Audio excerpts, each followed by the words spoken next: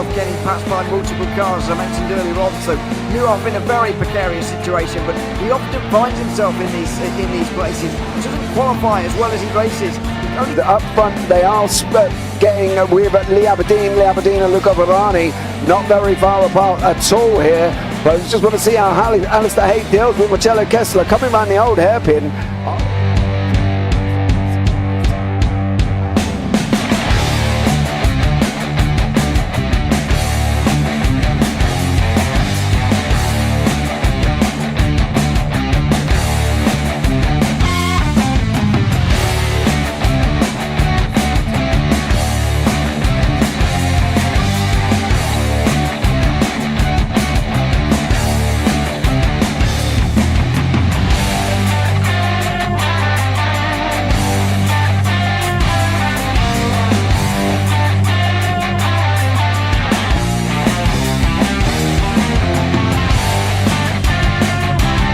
I would say it's not the best decision they've ever made, just not having done that under the safety car, really. Yeah, they're taking their pit stop strategies from Ferrari lately or something. What's going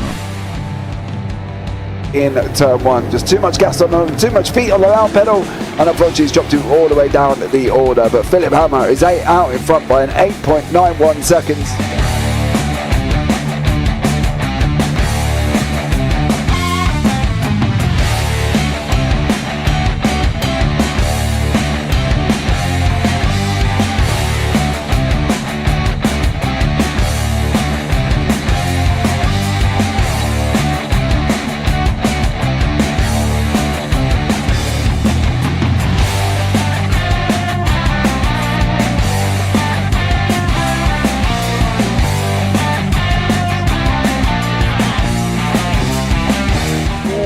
Dan Michael is a wall there, sir. And definitely doesn't want to be hitting that earlier on as well. Difficult, the understeer is in the dirty air through that final corner because it's such a long corner and you get dragged off into the grass very easily. He'll have the slipstream down in towards the chicane. Peterson was briefly alongside, but that slipstream has saved him and kept him in third. Yeah, Varani now lost a little bit of time to Aberdeen, about half a second. Peterson is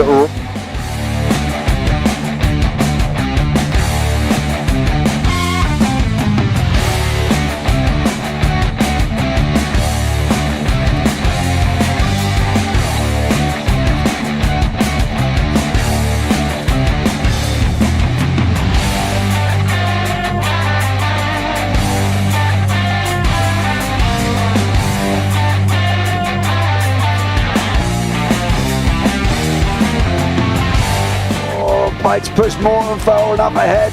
He's got out of line. Is now Pike going to have a go at Werrell? Don't push him off. He's in the championship fight. Jack Werrell chasing down Carl Jacklin. Further down, Rob Williams and Chris Barnes. Sensational run outside line now though for the heavy braking zone. Around the outside goes the Audi R8. Look how much Miller's come back into play. Exactly. Miller's still such up. He's left on second and change. All of a sudden, Miller's back in play.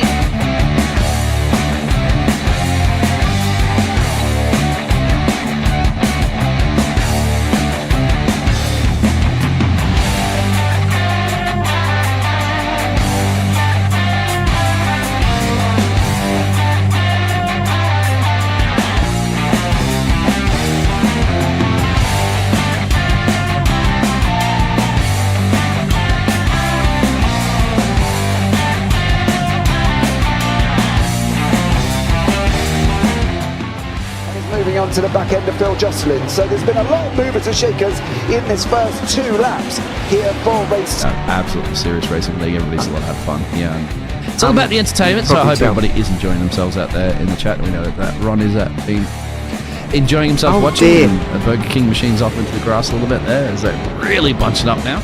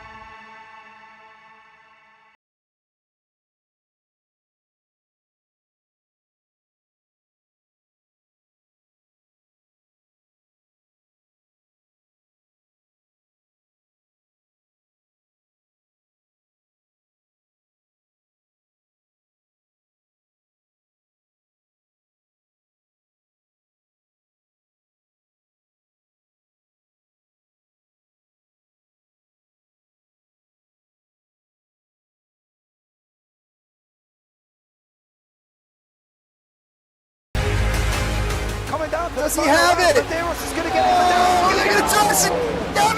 it. He's on the outside line though, going into the fastest corner on the circuit. Surely this can't work. Dominic Ligner has got a sensational run outside line now though for the heavy braking zone. Around the outside goes the Audi R8. Look how much Miller's come back into play. Exactly. Miller's still such up. He's not on second and change. All of a sudden, Miller's back in play. Can Barry do it? Big Barry's going to do it. Big Barry!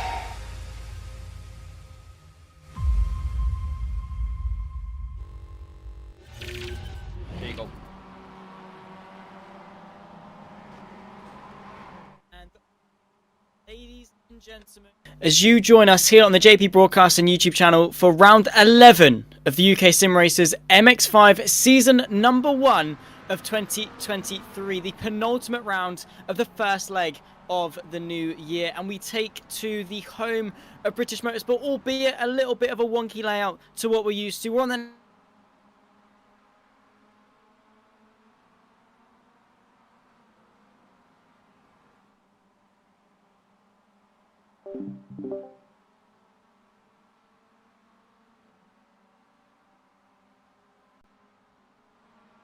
Well, Dan, hello, welcome. It's nice to have you in, and what are we looking forward to tonight? Well, tonight will be a very interesting one, and I'm looking forward to it, especially on this short track. And this track only 2.6 kilometers long, so I think one of the shortest tracks we've gone to so far in this calendar. I think so. I'm just trying to think back. Yeah, I think other than the Red Bull Ring, this is the shortest one, because the Red Bull Ring, we didn't do the whole circuit. We did half of it, kind of. So I think apart from that, Knock Hill as well was quite short. But apart from that, I think, yeah, this is definitely up there with the short circuits. We start on the old pitch straight into Copse. You do Maggots, you turn a U-turn, and then through the Wellington Straight, Brooklands, Luffield, Woodcote, and then a new lap. Coming into today, though, with only 2 rounds left to go, let's take a quick look as to how things rack up in both the Pro and the AM Championship. Tom Griffiths is leading the way after a sensational run of form last time out, jumping Daniel Hunt and John Sylvester in the championship. Only 3 points separating the top 2, only 36 separating the top 3. Jamie Ayres rounds off the top 4, with PVG rounding the top 5. Ewan Bramer, Steve Fairford, Ralph Cullen, Cal Jackler, and Charles Kellerman rounds off the top 10, with the rest rounding off the 14-strong field that we have in the pros. We then cut away to the AMs, which in of itself is mightily competitive due to the weird nature of how the AMs are scored.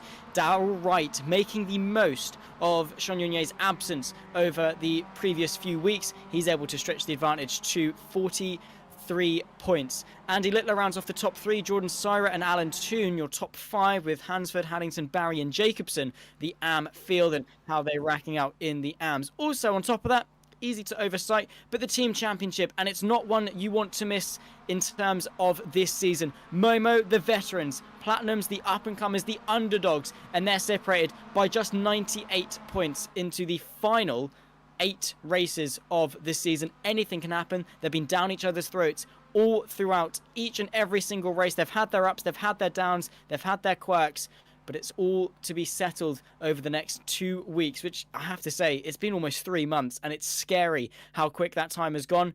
But I have to say, in terms of all 3 of our championships here, Dan, it's looking...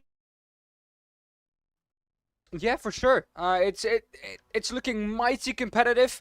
We've touched on it earlier. Let's head to qualifying. The drivers are now out on track. They're going to qualify for this session.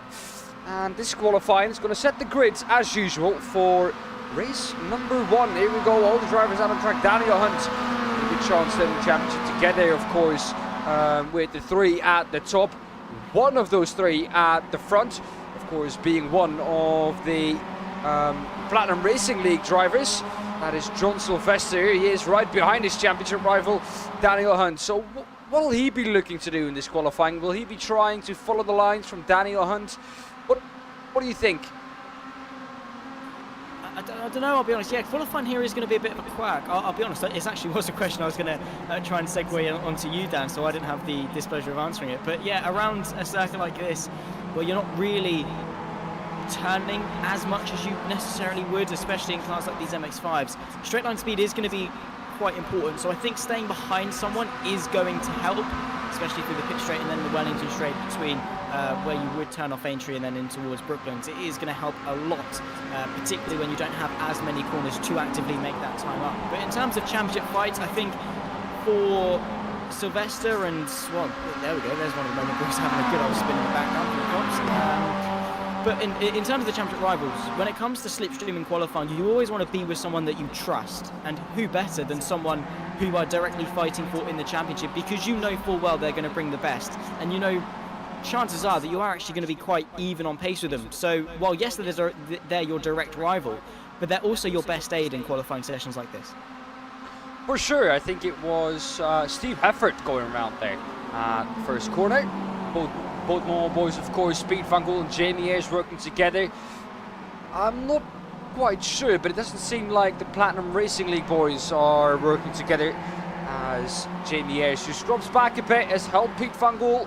Is he going to be able to set? He's going to set one of the first benchmarks. I think he's the first driver actually across the line. Behind that is John Sylvester and Daniel Hunt. Let's take a look. There we go. Pete Van Gool, 105.7. A good opening time so far, I would say. 100%. Good way to get your name onto the board. Good lap time to put down. Always inspires you with confidence as well. It's always good to go in with your best foot forward. But that gap is incredibly close. Naturally, it is going to be close because of the shorter nature of the circuit. But 35 thousandths of a second, Dan, there really is nothing in it. Particularly in Hunt's perspective, seeing that he's fighting for a championship, surely that pressure is there, knowing that he has to deliver on a day like today. Well, you could say the same about John Sylvester, but he's right up there together with Daniel Hunt. He's dropping back a little bit. Seems like Kellyman, I think, behind them. No, it's not Kellyman. I think it was Darrell Wright, wasn't it? No, it was Jamie Ayres to drop back. Here he is, Jamie Ayres in the 46. Well, the problem is, I would say, for Daniel Hunt and for John Sylvester, that they're now chasing. For Daniel Hunt, less so than John, because there's only 3 points in it, which, you know, that could easily be overturned in one race. So with the point gap from John Sylvester to the two boys at the top, so I think all three of them within one race could shift completely upside down, which makes this championship battle even more exciting. Oh, 100%. That's what I love so much about this season and this championship, is how close, I guess this doesn't really do it justice, but how much our main lot have gone toe-to-toe. It's always the same six towards the front end, and coincidentally it is really the six that lock out the top of the timer sheets at the moment. It's just been constant back and forth. It's been a battle of consistency all the way through. People fighting, people trying to give their all, and it is just one of the most amazing championship fights that I've ever had the pleasure of commentating on. And I think the format in of itself really lends itself quite well. 4 races in one night, it's not really something you often quite see. But I think the reverse grid nature, the circuits that we go to thanks to the iRacing schedule, and the cars that we're in, also thanks to the drivers as well. I think the format is probably one of the best helps for a championship as close as this.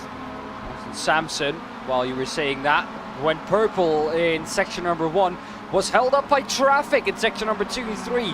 So that lap from Samson is not really a representative one, I think, from what he can do. However, that traffic is not going to go away for him, so he decides to take matters into his own hands, slow down a bit, and find his own gap in the traffic. He has to watch out that he doesn't catch up again. But that's also something, especially if you're Martin Sampson, purple in section number 1. The rest is not going to let you through. They're just like you on a quick lap. They're just like you, trying to improve, trying to find the limits of the car just like you are. And they don't have to let you pass as long as they're not on an out lap or a slow lap. So the difficult thing for Martin Sampson there was to try and find that gap. He did not, went purple in section 1. And because he was not in a good gap, got hauled up through section number 2 and 3.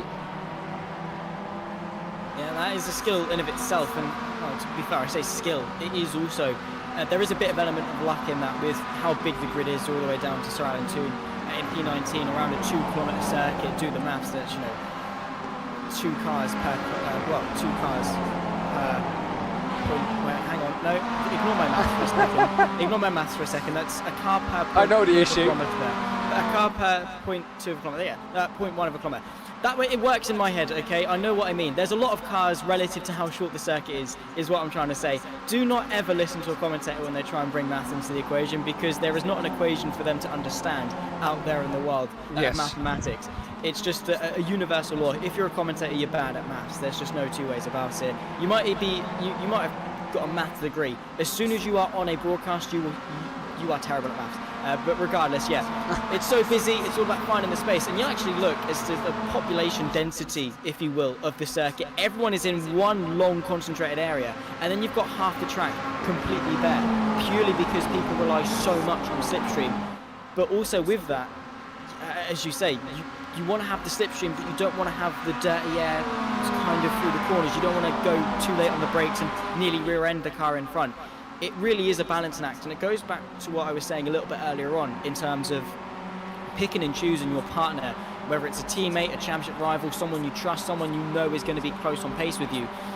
That is sort of what you're having to get at here, and obviously having that trust to go back and forth and work with each other. Yeah, for sure, and also what you would need, I would say, in that, like you just said, teammates is something you need. You also, if you don't particularly have a teammate that is the same pace as you, you can try and find someone else in the field who has the same pace than you. And while we were talking about that, JPBroadcasting has gone to the position Van Gool in second. John Sylvester there. Welcome in, by the way, to everyone. Welcome in to Phil, to E1, to Milo, and to Pete Van Gool as always. And welcome in to Lisa too. I think that is James's wife. She says the second boss is just checking in, so the main boss doesn't. There we go. James, of course, on his little holiday, and the wife checking in there, so James doesn't have to. Yeah, hoping all is well there on the holiday, and hoping the weather is better than the forecast showed us, because the forecast, for the people who don't know, was rain, rain, rain, and rain. So let's hope for James that on his only holiday he's got so far since he started Parfitt Broadcasting will be a holiday with at least some good weather, at least 2 or 3 days that they can enjoy the time out where they are. Ewan Bremer, meanwhile, going purple in section number 1. That's quite unexpected, isn't it? A little bit, yeah.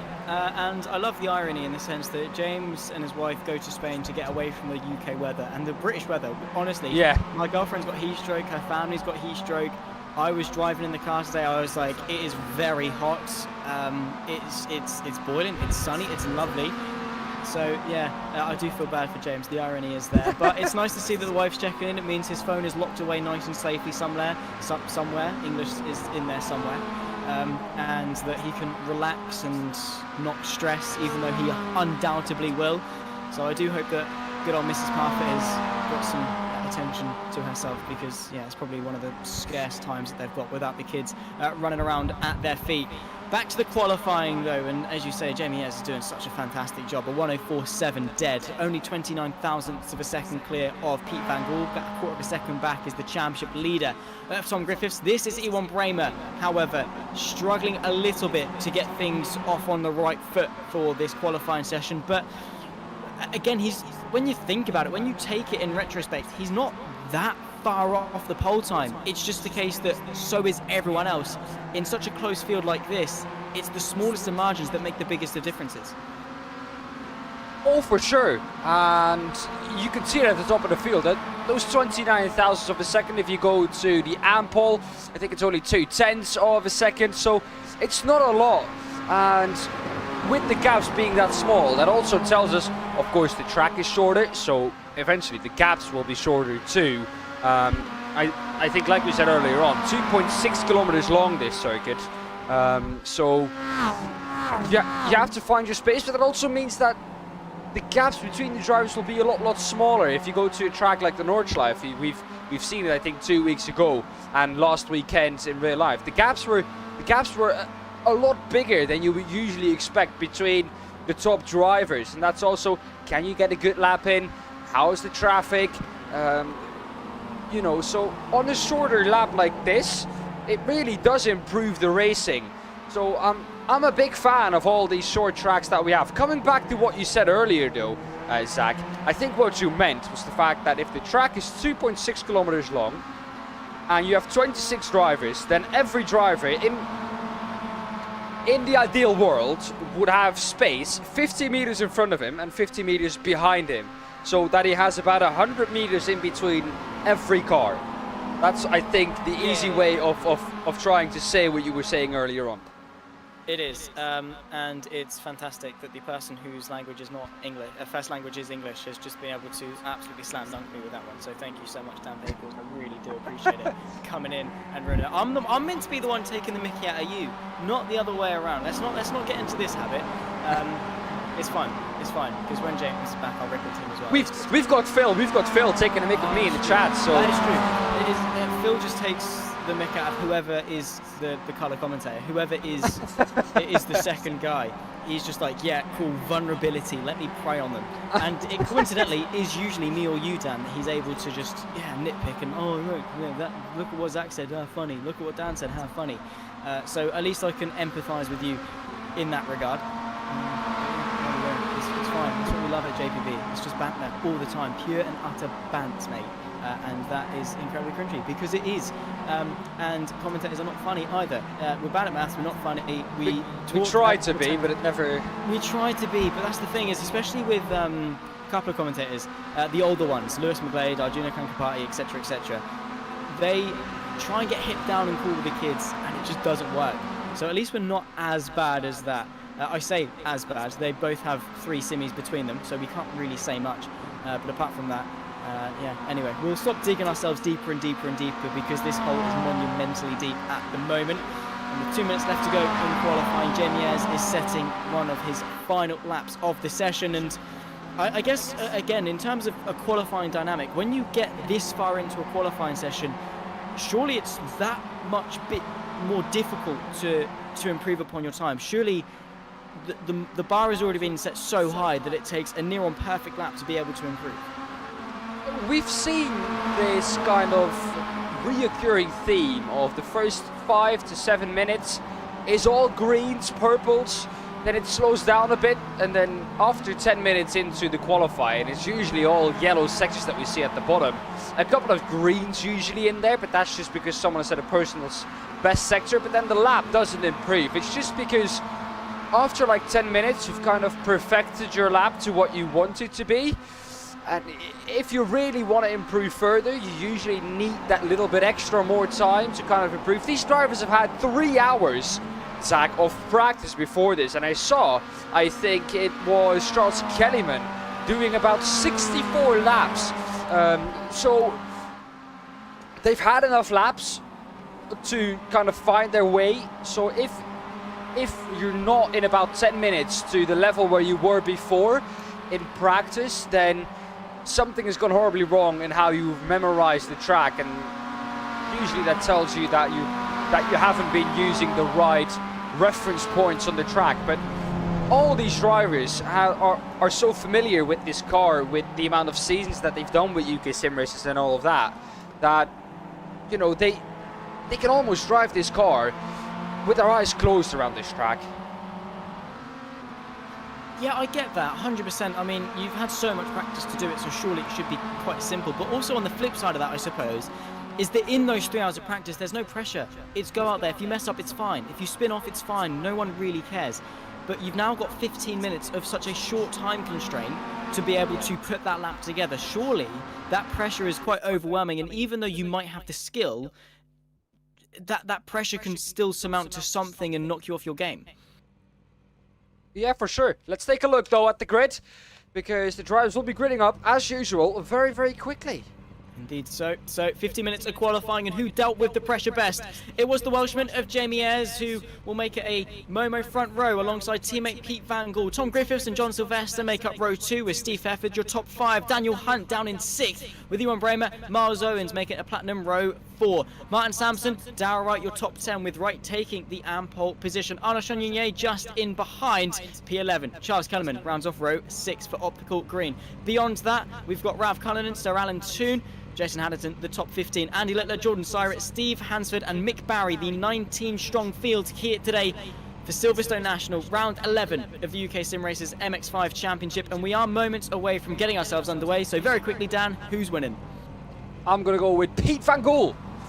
Here we go then. I'm going with good old Tom Griffiths. The 5 red lights illuminate your screen. A short run in towards Copse Corner, and we are underway here in Silverstone. A non-move in the background. One of the Platinum guys, that's Ewan Bramer, unable to get going. Jamie Ayres leads them in towards turn number 1 with Pete Van Gool and Tom Griffiths following in tow. Then come Sylvester and Hefford as they threw the first right-hander completely flat out on this circuit. Daniel Hunt trying to pick his way through Steve Hefford outside line as they run their way in towards Maggots and Beckett for the first time, but it's the alternate version in towards the first right-hand swoop for the first time, and look at that chaos in behind. There's almost contact between Steve Hefford and Tom Griffiths. However, they managed to avoid that contact. John Sylvester dropped down 1 position. Steve Hefford is the one who took that position from him, dropped down to P5. Has now got Daniel Hunt for company behind him. He's going to try and go the long way around. Meanwhile, in front of that, Steve Hefford ducks to the inside on Tom Griffiths. Both going side by side for these battles. Tom Griffiths the inside for the right-hander, and I think he's going to hold that position. However, it's going to be Steve Hefford with the better exit. So is it going to be John Sylvester, Daniel Hunt and Tom Griffiths both coming out ahead. Absolutely. Trying to nip his way through the inside of Woodcote though. Daniel Hunt trying to save something in the championship. His direct rival directly in front. Sylvester giving him the push as they barrel their way through the pit straight once more. The Platinum car looking to the inside. However, Steve Hefford looking to saw his way all the way around the outside. Bit of contact with Daniel Hunt, who sent sideways. Steve Hefford though sent pirouetting back onto the circuit at the quickest point of the track. Nearly avoiding everyone, and well, narrowly avoiding everyone, I think is the better terminology to use. Side by side once more as Hunt now rounds off the top 5. Side by side of the background as Jean Yunier and Owens trying to decipher what they think is 6th place. Martin Sampson trying to pick his way through on that battle as well, with Darrell Wright back in tow, losing the AM lead. So Jean Yunier for that AM championship is firing on all cylinders. I can still remember about 1 or 2 seasons ago where we had about 3 banks of 4 wide, Zach. So this track does produce some great racing and some great fighting usually. Don't think we'll see 3 banks of 4 wide again, but the possibility is there. And Jamie Ayres, don't know what has happened there. Kapoofed? Oh, there we go. We're back. Jamie, let's not scare us like that, all right? I think that was a recurring issue with someone last week as well. I can't quite remember, but they just constantly I think it might be Miles Owens who just completely blipped out of existence a couple of times. And it wasn't fun, because we thought something dramatic had happened, and it hadn't. It was just us having a bit of a fight. But no worries, for Jamie Ayres fans back at home, he is still leading the way, and is still keeping a pretty good gap to PVG back behind. However, a poor run here maybe could see PVG try and eye up the move. I don't think so. I think he is okay, but it's a short fuse in this top fight. As always, and they're very close. However, the only drivers a position down in the top 12 is Ewan Bremer, who's gone down 5 positions. We saw that at the start. Went absolutely nowhere. He's trying to fight his way back through the field. He's doing that so successfully. Remember, dropped all the way down to P19 already, back up into P12. That's how great this track is for overtaking, Zach. And you can overtake so easily because this track is so slipstream reliant for the drivers. Pete Van Gool, you can find that now. 2 tenths is the gap. Before they went onto this straightaway, it was about 4 tenths. And then through this corner, you're not going to really lose a lot because there's no downforce on these cars. There's pretty much no wake behind these cars. So the slipstream is just so immensely effective. And Tom Griffiths can't quite take advantage of that yet. The gap between him and the 2 Momo boys ahead is about 5 tenths of a second. However, it closed down through the right-hander. Does indeed. Jamie Ayres going a little bit wide, and PVG left without a slipstream. The 2 Momo boys obviously leading the way 1 and 2 in terms of their championship, stretching the advantage ahead of Platinum. How interested is Pete Van Gool going to be in terms of finding his way past Jamie Ayres? There's tyre smoke in the air, and Jamie Ayres has gone sideways. He's lost the race lead, he's lost P2, and he's down to 3rd, side by side now with Tom Griffiths, PVG. It wasn't a matter of contest, it was a matter of who blinked first in terms of mistakes. Pete Van Gool leads from Griffiths and Ayres, who's bottled the race lead and is now under pressure from John Sylvester, who is trying to pick his way up through the field with Daniel Hunt directly behind. The fight for the championship rages on as we round off another lap in towards Copse Corner. No changes. PVG is going to be quite happy as Jamie Ayres is going to be gutted.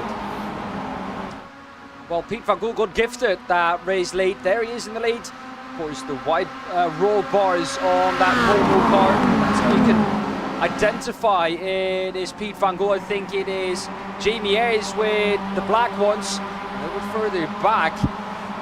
Or the Momo team, Steve Hefford. He's dropped all the way back to 10 positions down. What happened to Steve Hefford? I think at the start he spun round, didn't he, at Cobb's corner? Yeah. It was with contact with Daniel Hunt. He just went in too deep, tapped the rear ends, and unfortunately, around he went. Here is Ewan Bramer trying to pick his way through the pack bit by bit. Jason Hamilton is first on his list. He ticks him back through, up into P11. Could it be the top 10 that might be a couple of extra points in the championship that might aid him in moving his way up bit by bit? It's points that matter at the end of the day, but look at that gap of cars in front. If they continue to fight, it'll be a piece of pie for Ewan Bramer to close back in. As look at this, Daniel Hunt under pressure from Owens. Owens is doing the incredible team job now for the man ahead of him, John Sylvester. You can also notify the Platinum boys by the roll bar. They've changed that for this, for this week, because Miles Owens now has a white one. If I'm correct, John Sylvester in front of that has a red one, and Ewan Bremer has a black roll bar, so that's how you can identify those two. Big slide though for Daniel Hunt. Once again, a bit of a slide in the exit of the right-hander. Miles Owens now in prime position to try and launch an attack into the left-hander. He is indeed. Look at PVG as well, under a bit of pressure from championship leader Tom Griffiths, ducking, diving, finding the space. Jamie Ayres follows his teammate through, the gap opens up and he's going to fill it. To the inside goes the Momo driver, the pole sitter, now back into second place. The top four, Linus Stern, 1, 2, 3 and 4. Van Gool, Ayres, Griffiths and Sylvester, with Hunt, Owens and Samson not too far at bay either. We've just got just over halfway left to go in this race around Silverstone National, and the fight for the lead rages on. PVG leads.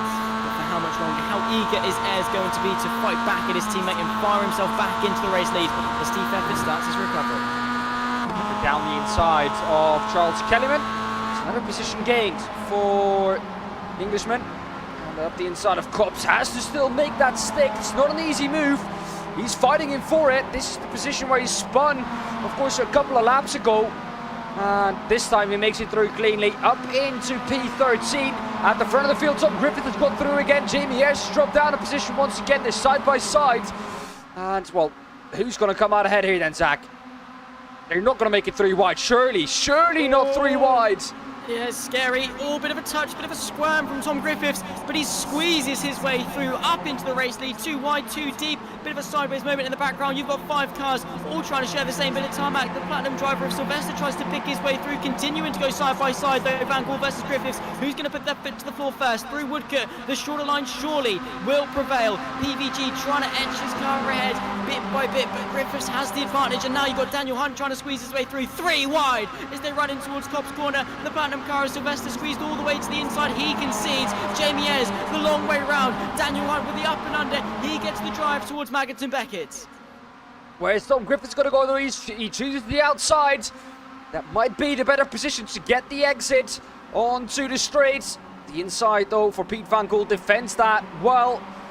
Jamie Ayres though behind him is pressurizing the 2 in front, trying to play the ultimate team game for Pete Van Gool. However, Tom Griffiths wants none of it. Defends the inside also to launch an attack on Pete Van Gool ahead. Daniel Hunt now is trying to squeeze through in the middle. Are we going to see 4 wide? We're not, but we're going to see 3 wide into the left-hander. It's Van Gool on the outside, Hunt in the middle, Griffiths on the inside, and it looks like it's going to be Griffiths who's going to get through. Tagged. The 2 Momo boys around Ayres and Pete Van Gool tumbling down the order.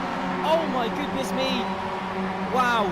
That was as climactic as you would like, and now the hand has swung towards Platinum Racing. PVG and Jamie Ayres coming to blows. We'll take another look as to how it happened. Tom Griffiths to the left, Daniel Hunt through the middle. There is PVG all the way around the outside. Ayres too hot in the middle. Well, actually, in all fairness, it was PVG that was too hot and tagged Ayres round. They both went. And my oh my, that is not the first time we've seen 2 teammates come to blows, albeit this time accidental. Now look what that has done. That has allowed Miles Owens to get up into P3 in a humongous launch though from Ewan Bremer up the inside of Martin Sampson. He came from a long way back, Zach. I never expected Ewan to go up the inside there, but the man who dropped that all the way to P19 is up into P4 due to the fighting that happened earlier on in the race. The inside now for Sampson though, he's going to try and regain that position. Does so successfully. The inside though for John Sylvester. Tries to make the outside move on Darrell Wright. He's not going to let that happen, is he? He is though. Drops down another position. It was Arnaud Chenonnier, excuse me, I think who that move happened on. But this is a prime opportunity for the Platinum Racing Team boys to try and regain some points in the championship. It really is. 98 points, I think we calculated it at. The gap between Momo and Platinum at the top of the team's championship. And now Owens and Bremer and Sylvester all sit very pretty inside the top 6. Brilliant stuff from all involved as Ewan Bremer trying to pick his way past Martin Sampson. Is he going to be successful in this endeavour? He sees the gap to the inside, squeezes his way through, gets given the space from the optical car. Now it's a case of getting the up and under. But he's gone a little bit too wide, not quite able to get his foot down as effectively. But it's all about that slipstream and that run now in towards Brooklands. Can Ewan Bremer continue the charge? Tom Griffith still leading the way with about 4.5 minutes to go here. Feels like we've already had about half an hour of action here, Zach, with the amount of fights that we've seen. Daniel Hunt in P2 ahead of Miles Owens in P3. Didn't expect Miles Owens to be there. It was very much looking like John Sylvester was going to carry the Platinum Racing Team. However, he's down in P6. Behind him, he has Ralph Cunningham, but he's a long, long way back. He's about 6-7 tenths back as it looks at the moment. And so far, you have to say Martin Sampson in P4 is also not doing a bad job. He is not. I'll give him that. It's been a phenomenal drive up until now. As around the outside, Ewan Bremer on Sampson. That 4th place run might well come to an end. As once more we see 2 cars battle it out for position around the home of British motorsport, where it all started in Formula 1 and where it's dawn of the end for the first season of the UkSimracers MX5 Championship. Ewan Bremer still struggling to pick his way through Sampson. Surely for Sampson, with how strong the slipstream is, would it not be wise to use Bremer as the tow truck onto the back of that lead fight? Well, you might say that, but Sampson has been there for a long while. Both are up 5 positions at the moment. Ewan Bremer up 2. Out of that, Miles Owens is up 5, excuse me. I got the wrong Platinum Racing Team driver there. But so far, Sampson has been doing a great job to try and keep himself there. And I don't think Sampson himself thinks that he has a chance, well, that he has a remote chance of fighting those 2 up ahead, or those 3 up ahead. So he just thinks that he's better off defending the position where he is at the moment. And he's going to try and do so around the outside, though. Of course, it's going to go Ewan Bremer. Is he going to get it? Runs off track to do so, takes that off track. And now John Sylvester is going to try and make his way past 2. He is indeed trying to capitalise and follow his teammate through. He's up and behind his fellow Platinum car, but they're both on the outside. They're both washed. And now Sylvester, it's a case of accelerating and climbing up the rev range, climbing up the gears, and he might well be able to follow his teammate through directly behind a Platinum convoy trying to pick their way through Martin Sampson. It was a fantastic run inside 4th place. It's now might not be inside the top 5. He's fighting it tooth and nail, though. He is not giving this up out without a fight. Outside line now for Brooklands in towards Luffield. The inside switches the way of the 85 machine. Is Sampson able to stay ahead? Daniel Hunt still trying to make his way onto the back of Griffiths. However, Miles Owens is now going to go past. Griffiths has bolted here, has about a second of a lead. Can Miles Owens do anything about that? Daniel Hunt has a little look to the inside, can't quite do anything about that. Doesn't look like it is, well, let's be honest, it doesn't quite look like they both have the pace to try and catch up to Griffiths. But they've got to try something, so I think this is also tactical from Hunt to try and maybe let Owens pass, maybe let him try and get onto the back of Griffiths, because Hunt has strived for so long now, has been failing to do so. So maybe, you know, Griffiths is, or Owens is the one to catch up to Griffiths. Potentially so, but they've only got one more lap left to do it. The white flag will be waved. Barney the Flagman, the strongest right arm in all of sim racing. And the top 3 come down to less than a second. Griffiths from Owen from Hunt. And 3 staple names in this championship. One more lap for race number 1 of 4 for the UkSimracers MX5 round 11 here in Silverstone. The white flag is waved and we're underway for the final lap. Miles Owens, though, under a bit of pressure, and this could be the nail in the coffin for Tom Griffiths. He goes to the inside, goes Daniel Hunt. He's going to have a little look, and he's going to carry it through. Now, he will have the outside for the first left-hander of the 2.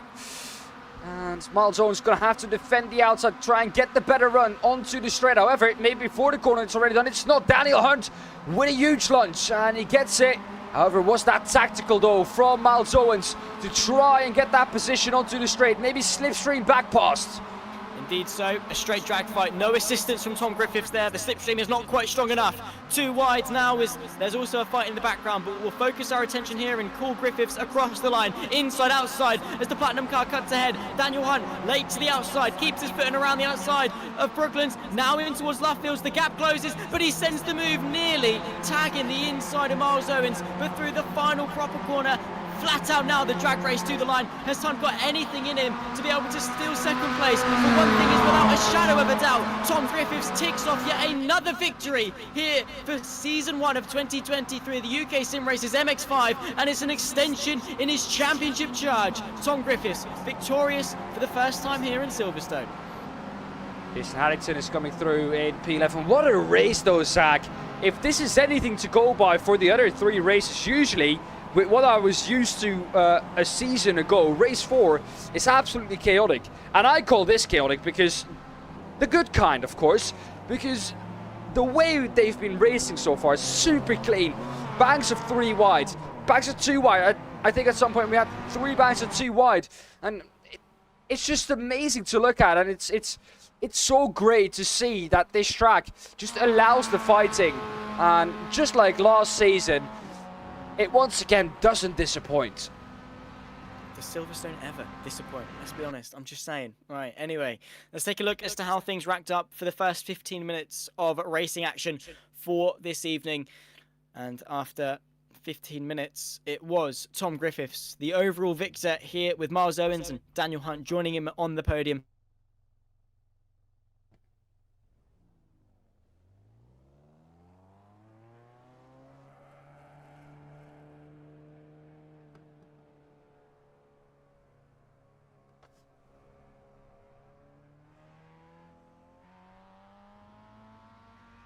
With PVG, yet another disappointing. Alan Toon, Charles Kellerman, Jordan Syrett, and Darrell Wright, the AM leader, down in P19. That does not bode well, particularly with the top 16 reverse grid for race 2. He will not benefit. Sir Alan Toon, however, will benefit. He's back up. The last time I left Sir Alan Toon, of course, that was the GR86 that we did for the UkSimracers. They've since changed back to the MX5, but Sir Alan Toon has had, I think, a hip operation or a knee operation. It was one of those two. And, well, he was not in good shape after that. However, he's back. It's so great to see him back. And, well, we'll see him on the pole position for race number 2. Now, my question is, what is Sir Alan Toon going to do?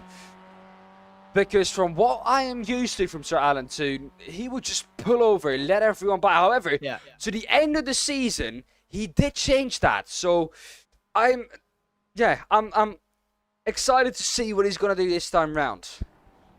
Unfortunately, it's more of the same from what you're used to from Sir Alan Toon. And with me and James, we've pestered him all season long. Fight it out. Go for a win. Go for a podium. Whatever it is. Fight, fight, fight. But unfortunately, Sir Alan Toon, his mind is more on the conservative side. He's more of a Samaritan or whatever you want to call it. He's more for the goodwill of the people. Doesn't really want to get in their way, and more often than not just allows them through. Which is a shame, because it would be so good to see him go for a win or something along those lines, right? It would mean so much. We have seen him get an AM podium here or there across the season. Reverse grid pole position. That's an opportunity so many people would love. But yeah, to each their own, I suppose. I guess we'll have to wait and see as to what happens. 2.5 minutes left of warm-up, and I guess as a driver, Dan, we have these warm-up sessions between the races. As a driver, do you really ever use them? Well, I would say yes. Sometimes. And there are certain moments where they do come in use, but not all the time. Let's put it like that. Fair enough, yeah. I mean, the adrenaline's high. Sometimes you do just want to stretch and breathe and have that relief off your shoulders and not drive the track for an extra 5 minutes. I mean, at this point, there's not really much more you can learn about the track, especially within a 5 minute between the sessions. Surely the benefit comes from just having a breather, having a break, recollecting yourself and coming back stronger for the second race. For sure. Charles Kellerman is at the moment out in warm-up. Of course, this has nothing, well, this means absolutely nothing compared to anything that we've seen so far. Qualifying was a great spectacle. Warm-up is just to try and give the drivers a bit of a chance to have a toilet break in between the races. Because with the fighting that we've seen, let's be honest, it was 15 minutes. But it felt like that race went on for at least an hour. So with the amount of fighting that we've had, it's good for the drivers to catch a little bit of a breather, I would say. 100%. I completely agree. Again, when it comes to any pressurized situation, as soon as you cross the line, it's like, oh, that's over. Awesome. You don't straight away want to go back to the thing that caused said stress. You want to give yourself time to decompress, time to rationalize all the thoughts, all the feelings that just happened, and regulate said emotions and go through the feels, and then come back stronger, as I say, for race number 2. Because in terms of a graph of the evening, so on the bottom as the evening goes on, and then on the top where the chaos, it is just a linear line all the way up. As the evening goes on, the chaos also increases, and by the time we get to race 4, it is often a war zone out there, but we absolutely love it. And I think the precedent that race 1 set proves even more so now that we've got the reverse grid dynamic added in for the following races. Also, Roger Morton is just, better me there. I sometimes change setup between races, so the warm-up gives me a chance to test before committing. Or practice race starts, true. But then, let's be honest, this far into a season, you should have your race starts down already, shouldn't you? Practice makes perfect. There's no harm. What harm does it do by practicing, right? It doesn't. You just go out there, do it. If there might be that perfect rev range that you can just find, and it might give you that drive off the line. It could be a difference of a place. It could be you not losing a place. But either way, the gain is there. And here we have the race grid for race 2. Sir Alan Toon, Steve Hansford, your front row. Andy Littler and Pete Van Gool, row 2. Pete Van Gool not really happy with the fact that he's up there. Mick Barry, Jason Hannington, Jamie Ayres, Steve Hefford, Ralph Cullen, and Anya Shonyunye, your top 10. John Sylvester, Ewan Bramer, row 6.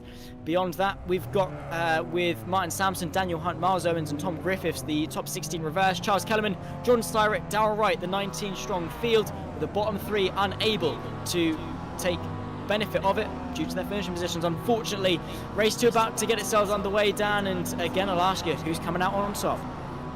I'm going to have to say Pete Van Gool. He starts in P4, very much has the best chances of winning this race. Awesome. I have to agree, but because I'm not going to, I'm going to go with Jamie Ayres. He's got something to prove. All will be answered. 50 minutes back on the clock. The 5 red lights are on. The 5 red lights are out. And we're underway for race number 2. A great start from Andy Littler. Already getting the jump to first place, potentially, as Sir Alan Toon does his usual. Here comes Sir Alan Toon, actually keeping the lead on the outside. He keeps his foot planted and retains first place. Andy Littler, PVG, Jamie Ayres already up into the mix, side by side with his teammate as they go 3 wide towards Maggots and Beckett's for the first time. Who's going to come out on top? As through the middle goes the Dutchman, around the outside goes Jamie Ayres, though catapults himself from 7th to 2nd in the manner of just 1 corner. Mick Barry also, I think that is Jason Hannington who's gone round. Yes, it is. The 17 of Jason Hannington has gone round in the opening lap. And that is not what he would have wanted, especially once he drops down all the way down to P17. Jamie Ayres still keeping the lead of Pete Van Gool. And look at that. Steve Hefford making it a 1-2-3 for Momo. What a way to bounce back after the appalling showing in race number 1. Momo are firing on all cylinders. Ayres, Van Gool, Hefford, the lap 1 victors in terms of the podium. And now Mick Barry and Sir Alan Toon round off the top 5 with still, you've got the likes of Griffiths all the way down in 16th. No movement from him. Hunt, Owens not even inside the top 10 as of yet. This is perfect news for the top 3. Bremer trying to make his way up the inside of Andy Littler, does so. Makes his way up into P6. He's already up 6 positions. So is Jamie Ayres though. What an opening lap he has had. He's he must have had a monster start. He did indeed. Jamie Ayres just put his foot down, I think, and just went outside line. That's Mick Barry giving way to Ewan Bramer, who ticks off another place, up 7 now inside the top 5, and perfect high set. 3 wide in the background though as John Sylvester tries to pick his way through the middle of the 2 AMs that surround him. Andy Littler and Barry, and also just in the background as well, chopping and changing for some places. Inside line though goes the platinum card. Daniel Hunt sends the move as well, not waiting around at all. And And that's the thing with these pros, particularly the likes of Hunt and Griffiths and etc. inside the top 3 in the championship. It's those moves that matter, because if you don't take them, sometimes you can get stuck up behind cars for a lap or 2, and those lap or 2s in races like these really do add up. There is Tom Griffiths. He's all the way down to P14. He's struggling to make his way through the order. Only up 2 positions compared to John Sylvester, who's already up 4 in P7. Also did have a better starting position. Do remember that. Griffiths started all the way back down on P16 due to the reversed top 16. We have Miles Owens, the man who finished behind him, just in front of him in P13. You have to say that the driver in front of him, Hunt, who finished in P3 that race, has made the most strides forward. However, what a send-though from, I think, Darrell Wright that was. An absolute send-up the inside of the championship leader. And I think, well, going the safe way there, we could say, for Tom Griffiths.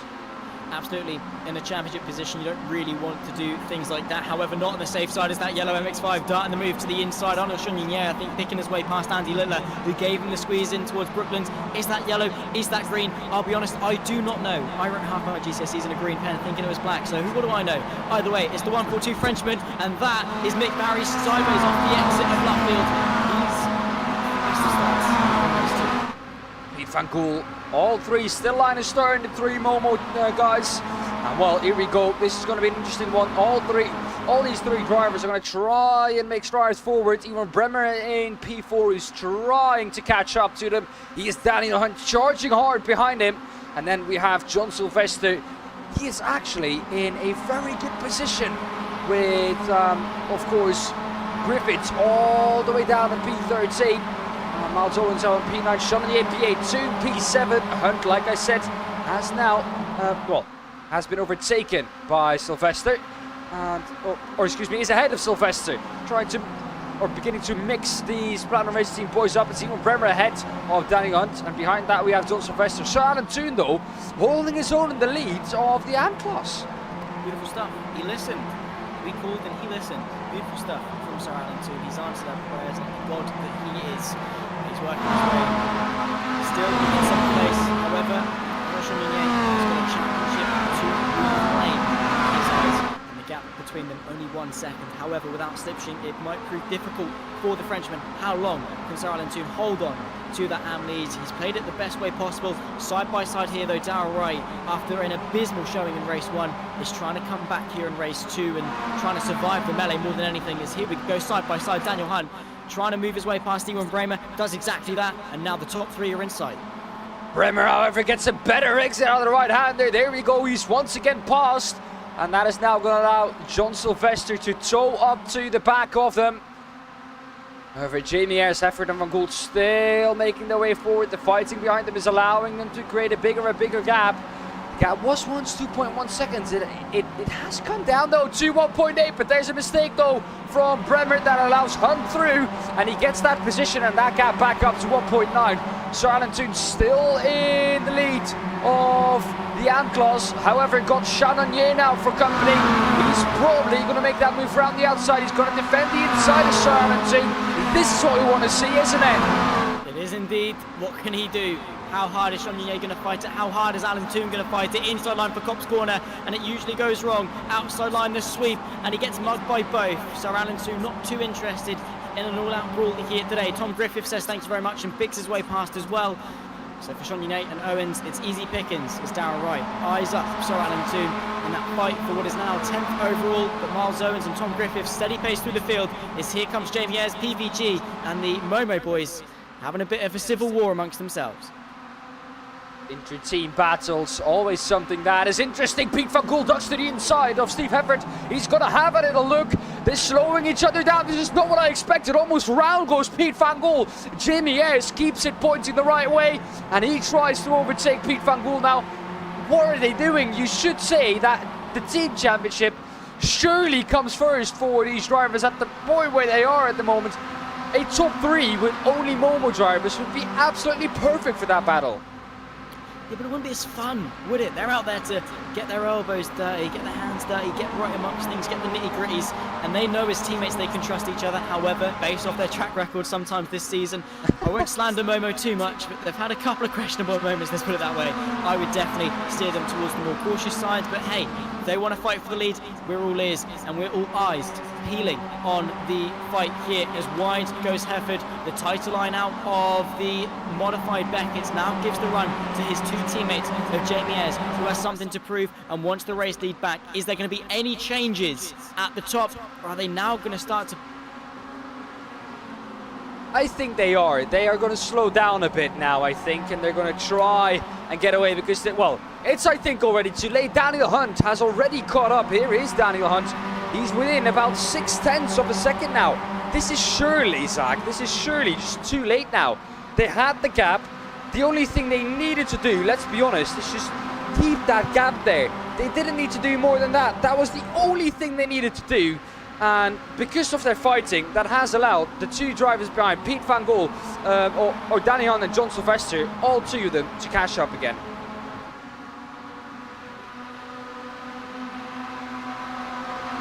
John Sylvester now having a look on the inside of Daniel Hunt. Doesn't quite make it up front though. It's Steve Hefford going for the move. Jamie Ayres though gets past both of them. Pete Van Gool is now going to try and defend against Steve Hefford.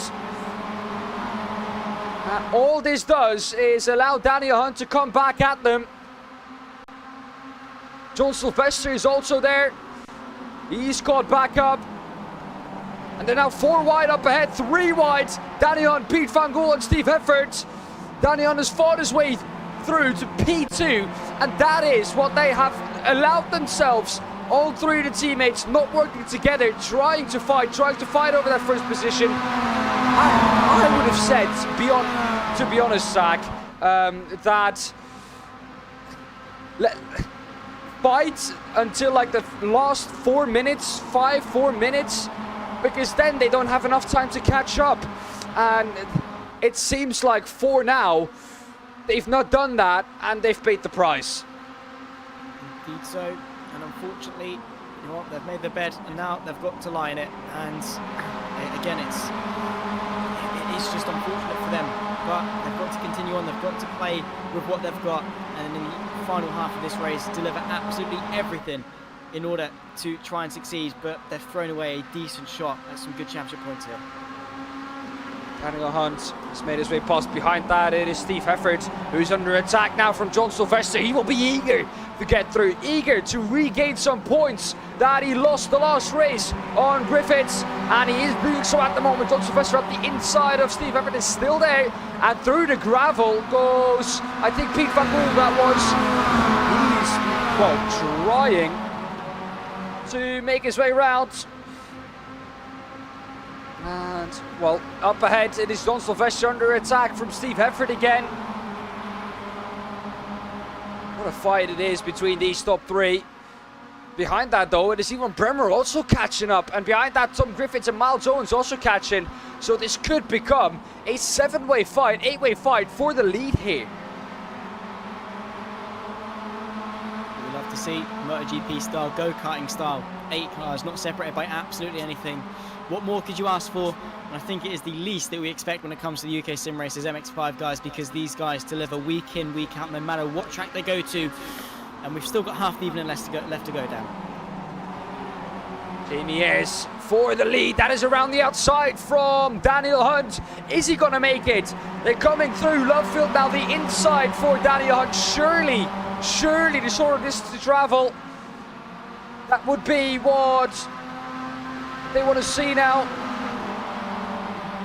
Daniel Hunt makes his way through, however, move not done yet. Jamie Ayres on the outside still for Cobbs.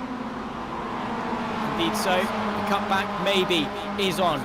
3 minutes, 43 seconds left to go. The up and under has worked for Jamie Ayres. He's fighting tooth and nail with Daniel Hunt. Side by side as they run their way through. You've also got John Sylvester trying to pick his way past up in a second place as well. The two Momo boys fly in formation in behind as well as they rear off the very, very extensive 6-car fight here. They go into 2 rows of 3 as they drag race their way through the Wellington Straight. Who's going to come out on top as they go on the brakes towards Brooklands? Brooklyn's going to be an interesting one, especially with how we are. Is it going to be Jamie Ayres making it 3 wide? It's not, however. It is going to be Jamie Ayres who sends it round the outside. Overtakes John Sylvester in the process. John Sylvester has to watch out, though. He doesn't want to ruin any championship points here. Steve Heffert is behind Pete Van Gool. Then it's Ewan Bremer. Tom Griffiths is about 5 seconds back. Already has closed that gap down to 4.4. Shirley, however, has not enough time to catch back up to these within the next 2.5 minutes. Indeed, so nothing in it whatsoever. Jamie Ayres side by side with John Sylvester, who tries to throw the move to the outside, but Daniel Hunt is forced to give space to the Momo car. Supreme up and under, though. They're 3 abreast as they now run their way in towards the quickest complex of corners, maybe in motorsport, as Daniel Hunt takes the lead. But Ayres and Sylvester fight it out for second. Late on the brakes from the Momo car. There's contact. He's sent sideways. He's managed to hold on to it, but his teammate Steve Heffert tries to fill the gap that's made on the inside. Hunt leads from Sylvester, Ayres, Heffert, Van Gool and Bremer, but this is all temporary and is all subject to change in the final 2 laps of this race. Now this is not only big for the Drivers' Championship, but also for the Team Championship. 3 Momo cars and 2 Platinum Racing Team cars. The inside defended by John Sylvester, however, not successfully. Jamie Ayres get through, and now it's also Steve Heffert with his shot at it. Pete Van Gool also tried to make his way through. 3 against 1 here, and it is the 3 that prevail. Jamie Ayres gets ahead of John Sylvester, Pete Van Gool and Steve Heffert, still trying to make their way past. However, they have to watch out that Ewan Bremer behind them doesn't make a pass on them. Absolutely. It's chaos, it's cars absolutely everywhere, but they do not want to run the risk of Daniel Hunt getting away because he is one driver that you do not want to let slip. So on the penultimate lap of race number 2, once again getting a bit of a scare, but I think we're all good still. Daniel Hunt 1.1 seconds clear. If they don't stop fighting, it's his to lose. Where is John Sylvester going to go now? He needs Ewan Bremer to try and break up that 3 pair of Momo, and he's not going to try and do that. To the outside for Brooklands goes Ewan Bremer. Steve Heffert, however, has made his way past Pete Van Gool. He's now going to try and make his way past John Sylvester to Jamie Ayres. He's already ahead. And he's going to try and follow his teammate Jamie Ayres through. Does that successfully. However, the outside for Luffield is going to be a tricky one to drive it all the way around the outside. There's contact between the 2. John Sylvester getting his elbows out here. He is indeed. He's got a championship to fight for. But Daniel Hunt knows Griffith in 7th and him winning the race, it's going to mean a hell of a lot. Sylvester also knows that and is trying to minimise the damage as well. But there's cars everywhere. You cannot predict an outcome like this. 30 seconds on the clock. The final go around the Silverstone National Circuit for race number 2. Hunt, Ayres, Van Gool, Heffert, Sylvester, Bremer. Who's coming out on top? It was momentarily 3 wide coming through Cobb's corner. Ahead of that, John Sylvester trying the inside on Steve Heffert. He's going to try and make his way through. And he does so, but it's all of a sudden looking a lot better again for Momo in the championship. If Steve Heffert can make his way past John Sylvester here, all 3 of those Momo cars finish ahead of the Platinum Racing Team cars. And for the Team Championship, that would be absolutely amazing for the Momo cars. Daniel Hunt, however, he has taken this. They've given him an inch, and he's taken a mile. He has indeed. And the response from the amazing run in race number 1 from Tom Griffiths. Daniel Hunt, this means a lot. Once more, it's a victory here. The MX5s, and Daniel Hunt is trying to claw back at the championship. Victorious in race 2. With Ayres and Van Gool, the Momo rest of the podium. Steve Heffert, John Sylvester, the top 5 with Ewan Bremer narrowly missing out. Griffiths only 7th. However, from P16 in a slow start, it was good damage limitation. And that's what I love about this series. It ebbs, it flows, and there's never domination. There's never one driver that takes all 4 victories. If it is, it's very rare, and it's not one that I can recall ever remembering. It's always one after the other, and it ebbs and flows. It's a roller coaster of emotions. And the night is all over the place in terms of action, and we love it. Well, another amazing race, and I think you could say that going into the next session now, I'm excited to see these last 2 races. It has slowed down a bit, let's be honest, in race number 2. But when these drivers are going to find their way again, find their feet on this track in this race, I think we'll see a lot more action. I'll be honest, you say it slowed down. I don't think it did at all. I think a 6-car fight for the lead. It's not exactly any slow. But regardless, race 2 is in the books, and it was Daniel Hunt that took victory. Jamie Ayres there in second with PVG P3. Steve Parfitt, John Sylvester, your top 5 with Ewan Bramer and Tom Griffiths, the top 7. Then comes Miles Owens and Arnaud Chagnon to win in the AMS for the 142. The Frenchman clawing back at Darrell Wright. Sir Alan Toon, the top 10. P2 in the AMS, it must be said, a very respectable charge from the underdog. Charles Kellerman, Ralph Cullinan, Darrell Wright, Steve Hansford and Cyrett, Haddington, Sampson and Littler, the 18-car field with Mick Barry actually just rounding off in P19 right underneath there just a little bit. Unfortunately, we have got to cut away for just a second to change sessions, but we will be back for race 3 and 4. Do not go anywhere here on JPB.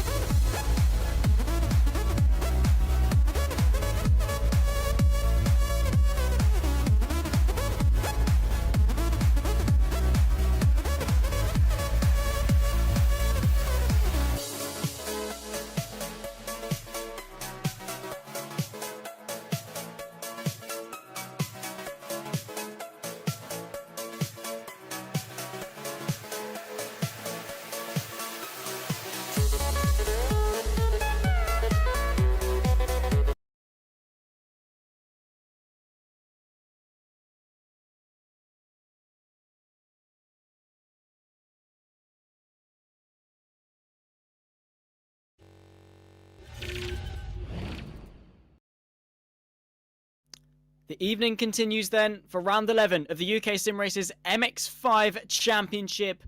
We're here for the penultimate round of Season 1 in 2023. It's, of course, here at Silverstone National. If you are now just joining us here on the James Parfitt Broadcasting Network here on YouTube, first of all, make sure you've liked, subscribed, turn the bell on for notifications to not miss a thing when it comes to sim racing action all throughout the week and all throughout the disciplines as well. You will find a home, or you'll find a new home here on James Parfitt Broadcasting. Talking you through the action, though, is myself, Zach Sweeney, Daan Pepels, alongside me in the commentary booth, and also doing the glorious work of pointing the cameras in the right place and making sure the broadcast looks very, very pretty, as I must say, it very much does. However, if you are now just joining us, you go back and watch both qualifying, race 1 and race number 2. 3 brilliant ways to kickstart the evening. But well, Daan, we've still got 2 to go, and race 3 and 4 are really where things get kicked up into overdrive. Yeah, and the beautiful thing is that with how everything is lined up, which wasn't the case last season, is that we don't need to go to another session. So we'll stay with you right the way along. So we don't have to change over anymore, which is absolutely great. So you'll see all the action without any interruptions anymore. So only that one interruptions once we change sessions from session 1 to session 2. But I think it's about time for these drivers almost to fight their way up and get going for race number 3, because as we know, this second session is usually where the action kicks off. Absolutely. It's onwards and upwards from here. And onwards and upwards, well, where do you go from the sky? Well, you go to space. And I think shooting amongst the stars is what we're going to see for race 3 and 4. We are in a bit of a practice session at the moment. Obviously, when everyone's in, we're going to fast forward. Oh, thank you. Thank you so much. Yeah, I was a bit on edge there, but how can they not? Dan was in my ear giving me a compliment because he didn't want you guys to hear the fact he actually thought I was saying something good for once. So I appreciate it, Dan. Yeah, much appreciated. Awesome. Love it. He's too proud to admit that I've done something all right, but it's fine. He congratulated me for passing my driving test as well, so it's fine. It's fine, Dan. I love you too, mate. It's absolutely wonderful. Yeah. Regardless of which, as I was saying before, Dan so rudely interrupted me. Yeah, thank you. Anyway, 15 minutes of the practice session. It's not going to be the full 15 minutes. He's still laughing. So rude. How dare he? Honestly, James, mate. I know you're on holiday, but come back and save me. Or at least get your wife to do it. Anyway, we're in the 15-minute practice session. I'll talk quick before Dan can interrupt me. 15 minutes. We're not going to do the whole 15 minutes. Everyone's going to get in. We're going to skip forward. We'll go for race 3, blah, blah, blah, blah, blah. The usual shebang for 15 more minutes of racing action. But yeah, Dan, well, I mean, where do we go in terms of the racing dynamic? Are we going to see more of the same? Is there really much that the drivers can do differently to succeed? I don't really think that's the case. Of course, they will have learned. They will have more experience now from racing each other. They will know which lines will work, which lines won't work. And something that, of course, I've been working with some series now, and of course, new series, so I do a first run of their production car or whatever. And then you never really know during testing which parts of the car fail and where a driver is going to push you to.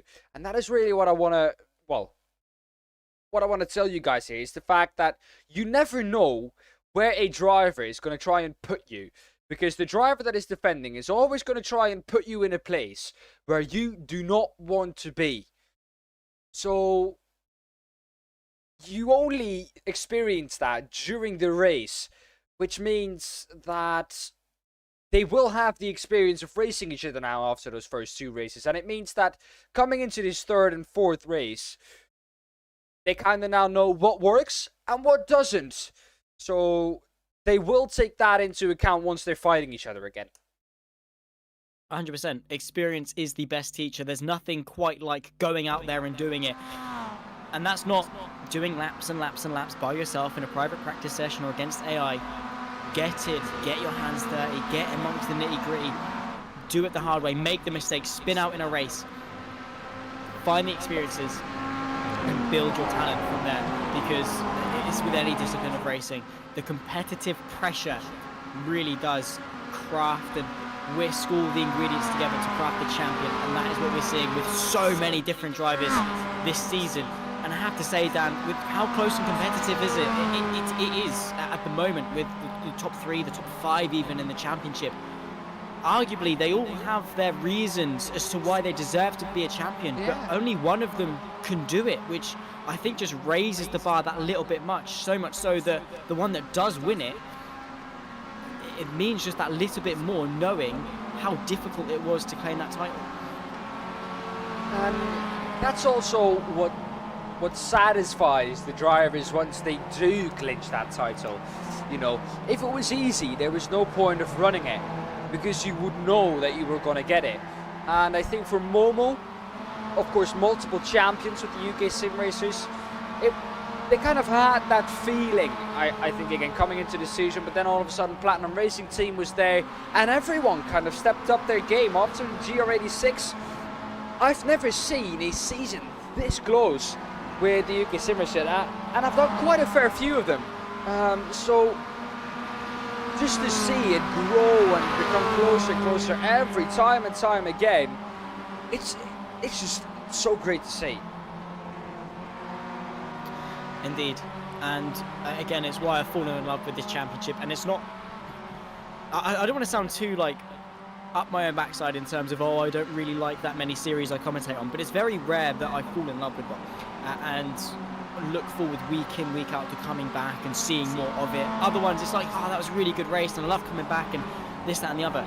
But with the UK SimRacers, it's a Tuesday night ritual now for me, and it has been for the last 3 months, and hopefully for the rest of the year as well, with the other 2 seasons that come after this. Obviously, for those new, this is part 1 of 3 in terms of 12-week seasons throughout 2023. Obviously, they each have their individual champion for season 1, 2 and 3, but then we've got the overall points haul as well. That will be towards the end of the year, which again is weird to say, but we're already a third of the way through it in terms of the iRacing calendar, which don't even get me started. It is scary how quickly time moves.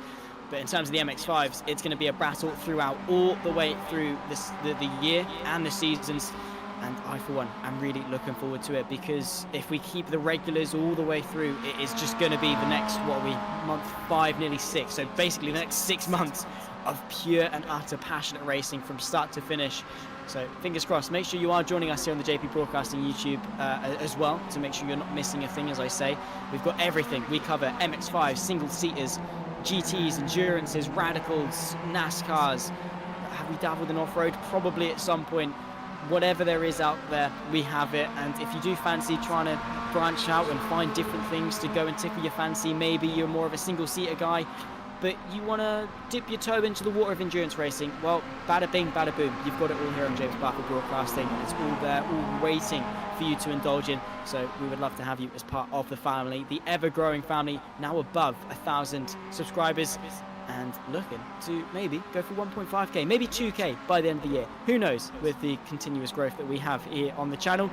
But still in this practice session, and again, it seems that this one is a bit more populous in terms of drivers out on track, Dan. So maybe what we were talking about in the between races warm-up session, maybe this practice session is a bit different. Maybe these guys are actually using it to maybe find that extra margin going into the final 2.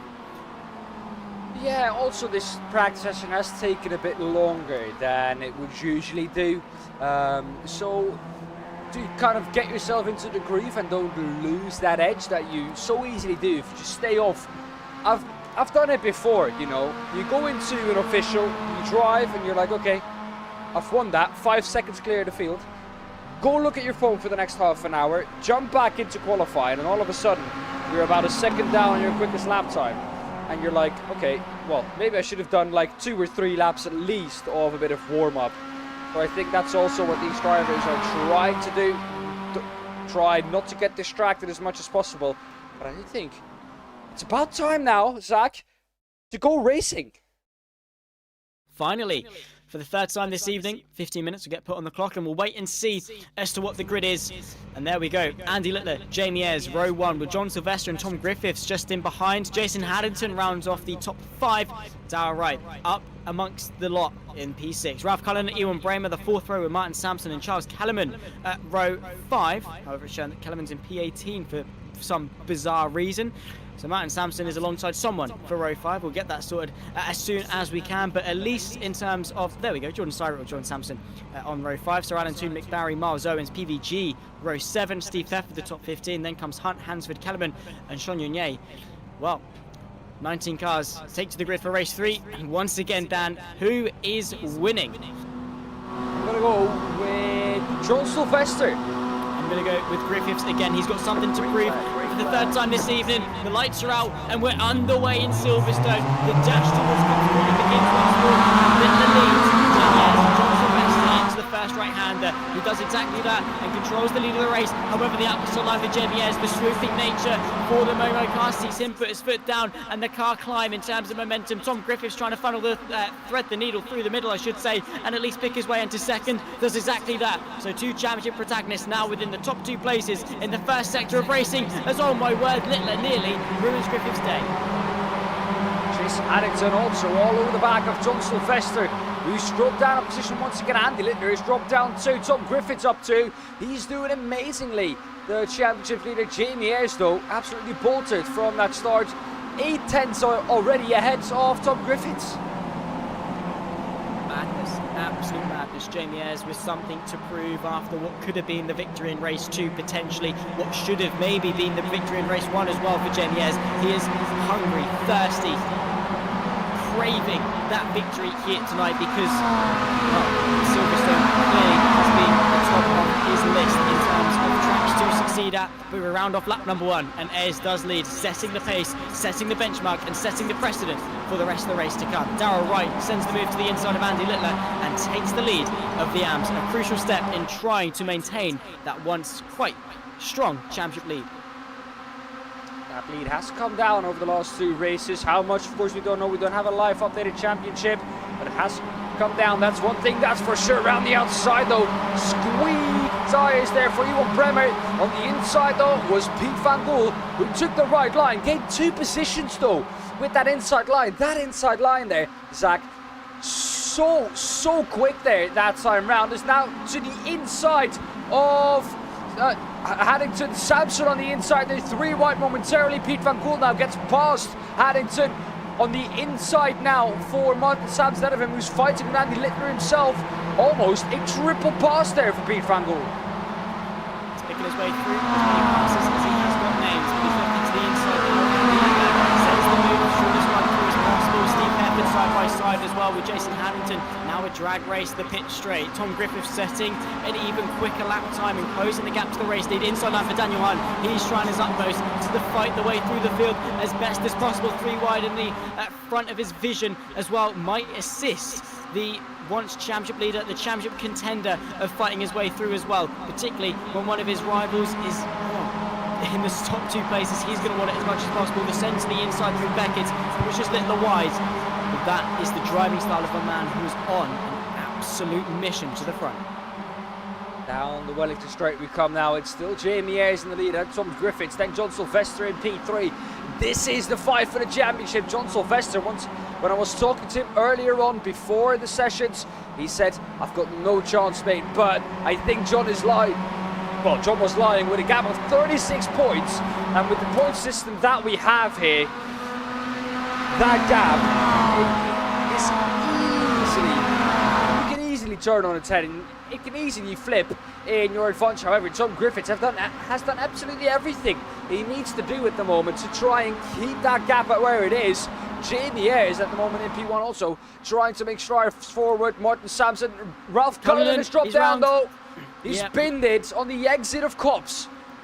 He has, and he joins the pit lane exit line, spins the car round and carries on, but tarnished race and down to last place as well, with Charles Kellerman able to collect him at the rear of the field. Jamie Ayres and Tom Griffiths, though, separated by less than a tenth of a second in that run towards Brooklands. You can see side by side potentially as the gap grows once more. Steve Pefford moves his way past Martin Sampson for that fight for 6th. However, as we've seen with the championship time and time again, even a driver as strong as Dan Hunt, when you think back to Brands Hatch with 4 DNFs on the bounce, it shows how easy it can happen to even the greats. The bigger they are, the harder they fall sometimes, so never give up until it's over. The championship isn't done until you cross the line on the last lap of the last race of the season. So you've got to be careful, you've got to be in it to win it, essentially. And, well, again, as I say never. And that is true even in a race like this, as Martin Sampson hangs on to 6th, but Daniel Hunt tries to make it 7th in the background, but that gap between the top 3 is ever growing, with Darrell Wright making it 4th. Pepels now has to defend on Daniel Hunt. The inside is shown. Inside was left open. Daniel Hunt does not take it. Tries to get the better exit out of Maggots. And it's going to do so onto the Wellington Straight. However, in front of him, Steve Hefford has slipstream from Martin Sampson, so he's not going to be able to do a lot here. Malzo is also trying to close up, so is Ivan Bremer. Then it's Andy Littler, P2 in the AM class. Darrell Wright, big ups to him. He now gets overtaken by Pete van Gool, but it can happen for Darrell Wright. Look at the gap he's got all the way down to Littler. He's got some room to play with here. He does indeed. And well, that's what he's going to love to see. Of course, with how the AMs are scored, it's not a pro scoring system and an AM scoring system. It's one continuous. So Darrell Wright will get the points for the overall 5th place, whereas Andy Littler will get the points for overall 11th place, which means the gap isn't between 1st and 2nd, it's between 5th and 11th, which is massive news for Darrell Wright, considering Chon Yun is all the way down in P12. It's side by side. You can see the Momo car and Steve Pepper trying to pull his way to the outside of Martin Sampson in the fight for 6th place. Inside line from Momo car, he's trying to make it 2 and 2, but can't quite make it work. Side by side, and I have to say the outside run around the majority of the corners at this circuit really does work. And I think that is why we're seeing such good racing, is because even if you send the move to the inside, the car to your left, it can still fight back. And there we go, Danny Hunt is going to try and make it 3 wide. Sampson defends that. Then it's Darrell Wright, then it's Daniel Hunt who's overtaken Steve Hefford with that move. However, he's going to try and find the inside of Darrell Wright, the AM leader. The gap is now about 2 tenths. You can see everything happening in front of him. You can also see Pete van Gool making his way forward. The drivers behind him. However, Martin Sampson, now he's got past, he's on a mission. John Sylvester still behind JBS. However, Tom Griffiths has now got past into the lead. So Tom Griffiths, once again here, Zach, doing everything that has been asked from him. And he's once again in the lead of a race. He is indeed, and proving my prediction strong, but the fight for 2nd in behind. Fights on. John Sylvester, inside line versus Jamie Ayres, does exactly that. However, the up and under, the outside run, puts his foot down first. Jamie Ayres in the direct fight. How interested is he in fighting with Sylvester? How much more does it mean to stay with Griffiths as much as possible? Side by side in the background, Darrell Wright hanging on to Owens, and Wright is falling through the timing tower like a pebble thrown into a pond. And now the gap between himself and Chon Yun, well, yes, it's about 7 seconds. It's only 2 places. Further back though in the field, Ralph Cullinan making his way past Mick Barry. However, this is going to be 3 wide going into Brooklands.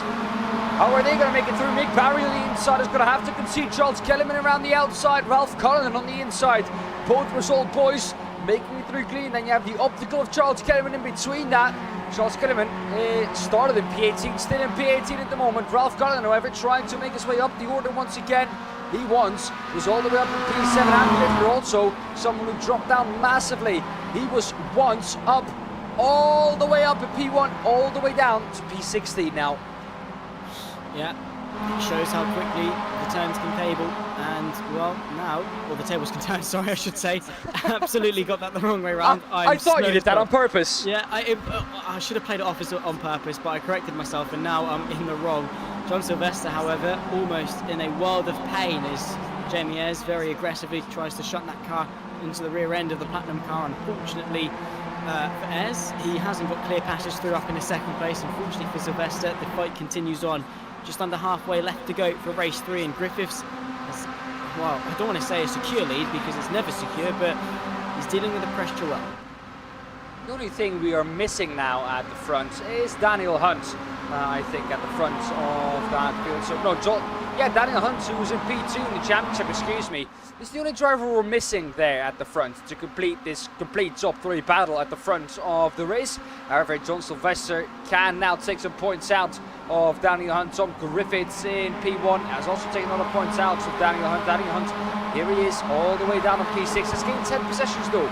Started the furthest back from the top 3 and needed to make up some positions. Now, I've talked to John Sylvester before, who's now gone up the insides of Griffiths. He's going to make that pass. So is Jamie Ayres, who sends it up the inside of Tom Griffiths. Tom Griffiths, of course, going for the safe route. But that means that Tom Griffiths is now all the way back down into P3, and it has allowed John Sylvester to lead this race. does indeed. For John Sylvester, 5 minutes left to go of race number 3. Griffiths tumbled down, but he's gone from first to third. No reason he can't go from third to first just as easily. And he's fighting hard and will continue to do so. He is one to persevere no matter what the cost. However, the chasing pack, Van Gaal, Samson, 1.4 seconds back is Daniel Hunt with Parfitt and Owens just in behind. It's a short fuse here, Dan, and 1.4 seconds, yeah, it's as short as they get in terms of if this train continues to fight, 8 cars for the lead. Well, with about 4.5 minutes left of this race, there's still enough time also for the drivers behind to catch up. It's Jamie Ayres who now goes down the inside of Sylvester. He's going to leave that inside door open. And Griffiths is going to do exactly the same that they did to him last time round. He gets through on John Sylvester. John Sylvester now under attack from Pete Van Gaal too. Like you said, this is allowing all the other cars behind them to catch up. We already have a 5-man fight for the lead. It might well become a big 8-man fight here for the lead too.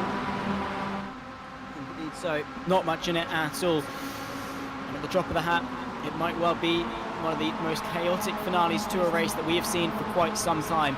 Ayres under pressure, a good run from Griffiths. Is there any avenue through? Is there any advance able to be made from the championship leader? Side by side as Van Gaal picks his way past his direct championship rival of John Sylvester. Also Martin Sampson trying to prey on the wide platinum car. He picks his way to the inside. Has he got the substantial run needed in order to pull alongside? The answer to that is no. He tucks in behind, utilises the slipstream. Because of that, is there going to be any changes at the front of the field? Tom Griffiths is close, but not close enough for a move into Brooklands. He tried it, had a look, and that allowed Jamie Ayres to go wide now. He can set up, coming out of left field to try and get a good run through Woodkid into Cobbs. And there we go, this is the run I was talking about. Jamie Ayres is wide onto the gravel. And that has allowed Griffiths to get the run that I was talking about. Pete Van Gaal behind him also, trying to set up a move for his teammate. He is indeed not separated by absolutely anything. And now Jamie Ayres forced to tuck in. Mows the tail of the top 3, turned 4. And now the train of Hunt, Hefford and Owens all have joined the fight with 2 minutes and 40 seconds left to go. The penultimate lap of race number 3 is underway. And now through the left, then the tight right, the heaviest braking zone of the circuit. It might be added. They all that's the jack problem. up. That's the Constantino effect. A huge traffic jam. Samson off, Sylvester off as well. And now Griffiths, Ayres and Van Gaal are left to take the lead of the race. But oh my words, how close that was to absolute disaster as the fight continues. Hunt inside the top 4. Jamie Ayres and Griffiths now have about a second of a gap to Pete Van Gaal, Danny Hunt, Miles Owens, who's just overtaken Steve Hefford. What a move from the Englishman, and he makes his way past. However, Steve Hefford says, not that easy, son, and he gets his way back past Miles Owens again. These two have been fighting the whole season, and they want to continue with it. Danny Hunt, however, trying to make his way through the field. Van Gaal is the next one up. Danny Hunt started in P16. There were only 3 cars behind him. Now there are 15 cars behind him. He's all the way up in P4, however, a bit wide through Cops. You can do that with the amount of incident points that you have available to you. You can't do it lap after lap after lap because you will eventually get a drive through. Pete Van Gaal now also trying to get up to the back of Jamie Ayres. That gap was a second, it's half a second now. Apologies as well, by the way. I did say it's the penultimate lap, which would make this the final one. This is now the penultimate lap of the race. Once again, my maths was wrong, as per usual, which does mean good news. We've got one more lap of racing action and one more lap of sends like that. Jamie Ayres throwing everything to the inside of the championship leader of Tom Griffiths, who is virtually unfazed by the send from Jamie Ayres, who is trying tooth and nail, giving everything in order to win this race. His first race win of the evening, but Tom Griffiths is searching for a second. One more lap, 2.6 kilometers left to go in race number 3, the penultimate race of the evening, and it comes down to this. Pete Van Gaal has now found the 2 ahead of him. Jamie Ayres is going to try and have to defend from Griffiths or from Van Gaal and attack on Griffiths. That's now going to release the pressure on the leader a bit. Griffiths might actually have this because the 2 Momo drivers are fighting, inter-team fighting. Once again, Van Gaal, of course, has the right to fight Ayres, but it is slowing them both down. However, All of the PRT guys are now down the order, so they have a bit of room to fight now. And they just have to make sure that none of them is going off the track. However, Air is going to try and make the move up the inside of Griffiths. Van Gool is going to try and follow him through. Is he able to do so? Griffiths carries it all the way around the outside of Brooklands, gives him the inside full left field. And it looks like Jamie Ayres might well take this. Right, well, it's been a long time coming. What could have been in race 1, what could have been in race 2, what is going to be for race 3, unless Tom Griffiths has a supercharger in the back of that MX5.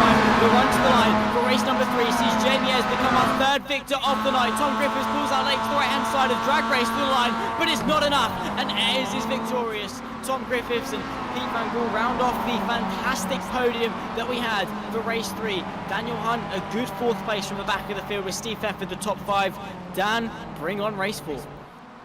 It's the 3 Platinum Racing Team guys. Linus Stern, P6, 4 Mile Zone, 7th for Ivan Bremer, 8th for John Sylvester. Want to have a guess where all the Momo drivers are? Right ahead of them. Steve Hefford in P5, Pete Van Gool in P3, and Jamie Ayres in P1. Once again, Momo takes a bit more advantage going into race number 4 here. 5 races left now of the season. We're getting down to the crunching point in the season. Tom Griffiths did all he needed to do, really. Extended his lead on Hunt, extended his lead on John Sylvester, who came through in P8, Zach. I mean, for Sylvester, he would have wanted more, 100%, and we'll take a full look as to the running order of race 3 as soon as we can. But I mean, here it is actually.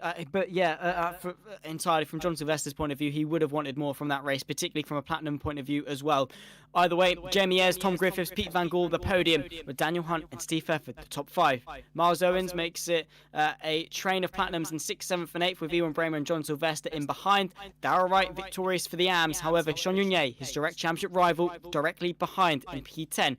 Then comes Martin Sampson, just shy of the top 10. Unfortunately, contact with John Sylvester saw him, well, him in P11, unfortunately. So Hamilton in P12 makes it yet another podium in the AMS.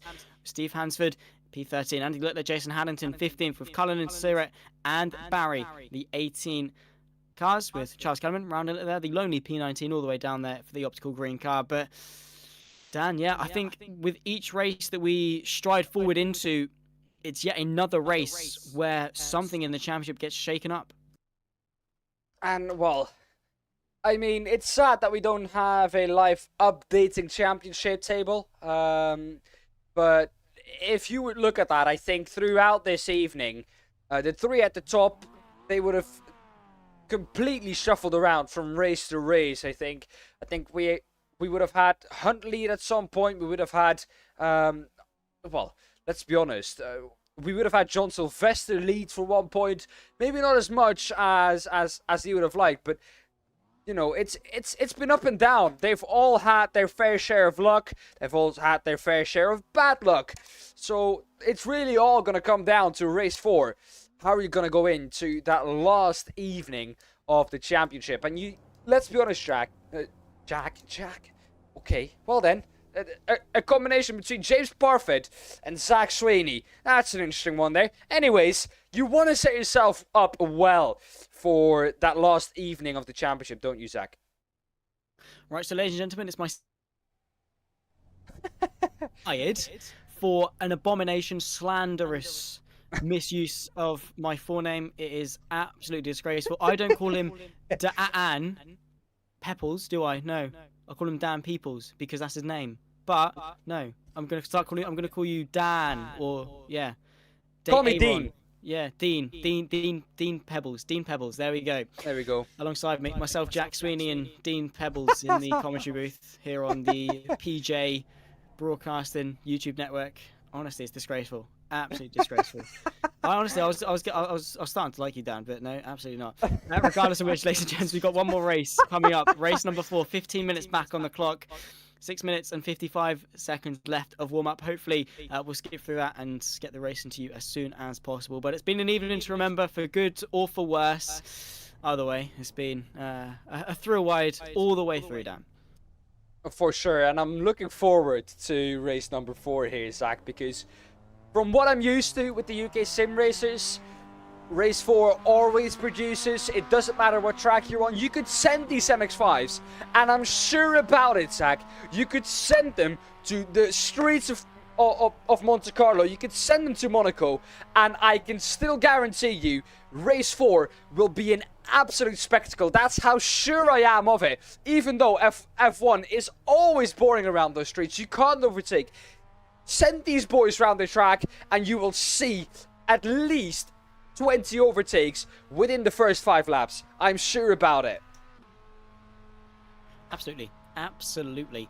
But the calendar so far this season has been good. We've had a good mix of tracks. You know, we've had the Grand Prix circuits. I mean, we went to Le Mans and Knock Hill all in the span of one season, which I think is the biggest range of circuits that you can go to. The only thing we're missing is the Nordschleife. Oh, absolutely. To be fair, I'm trying to think actually. Would these cars suit the Nordschleife? Would we have good racing? I don't know. I think they could do it, but could the MX5s handle it? I know watching Car Throttle a couple of years ago when Alex Kirsten took his MX5 to the Nordschleife, it killed the MX5. He had to get it towed back to England. But well, I mean, if there's one test for the cars, or if there's one track that tests the cars, it'll be the Nordschleife. Now, this is a sim, so the cars won't break as easily as they would do in real life. You don't have suspension failures. If you do hit a curb too hard, the wheel all of a sudden won't pop off if you do hit the curb in the wrong way. So, worth a shot. However, I don't think with the longer laps that we would have there, you would have 1 lap or 2 laps, and that will be it with the race format that we run. At Le Mans, at least you can run about 3-4 laps maximum. So, you know, at least that track would suit these cars. The Nordschleife, however, the lap time would just be too long with the 15-minute format that we're running. I think that's the point where you would struggle. However, talking about lap time, Zach, Mr. Zach Sweeney, do you know the quickest lap time around this track and by who it was? for the MX5s or in general? In general. I want to say it's one of the supercars, I'll be honest. I think they're quite quick around here. It's not. It's Is not. It's not a supercar. Can you give me a general idea as to the 2004. That's all I'm gonna say. Is it Michael Schumacher's Ferrari? No, it's the Benetton B197, and it did it in the hands of a very famous UK driver, also on YouTube, Scott Mansell. I love him. Honestly, he is a glorious Driver man. 61 for the people who don't know him under his real name. Driver 61 set the quickest lap time on this track, 47 seconds. .404 in the Benetton B197. Like I said, 2004 that car is from. Or he said it in 2004. He said it in 2004. Yeah. Right. Well, yeah. But yeah, Scott Mansell, brilliant.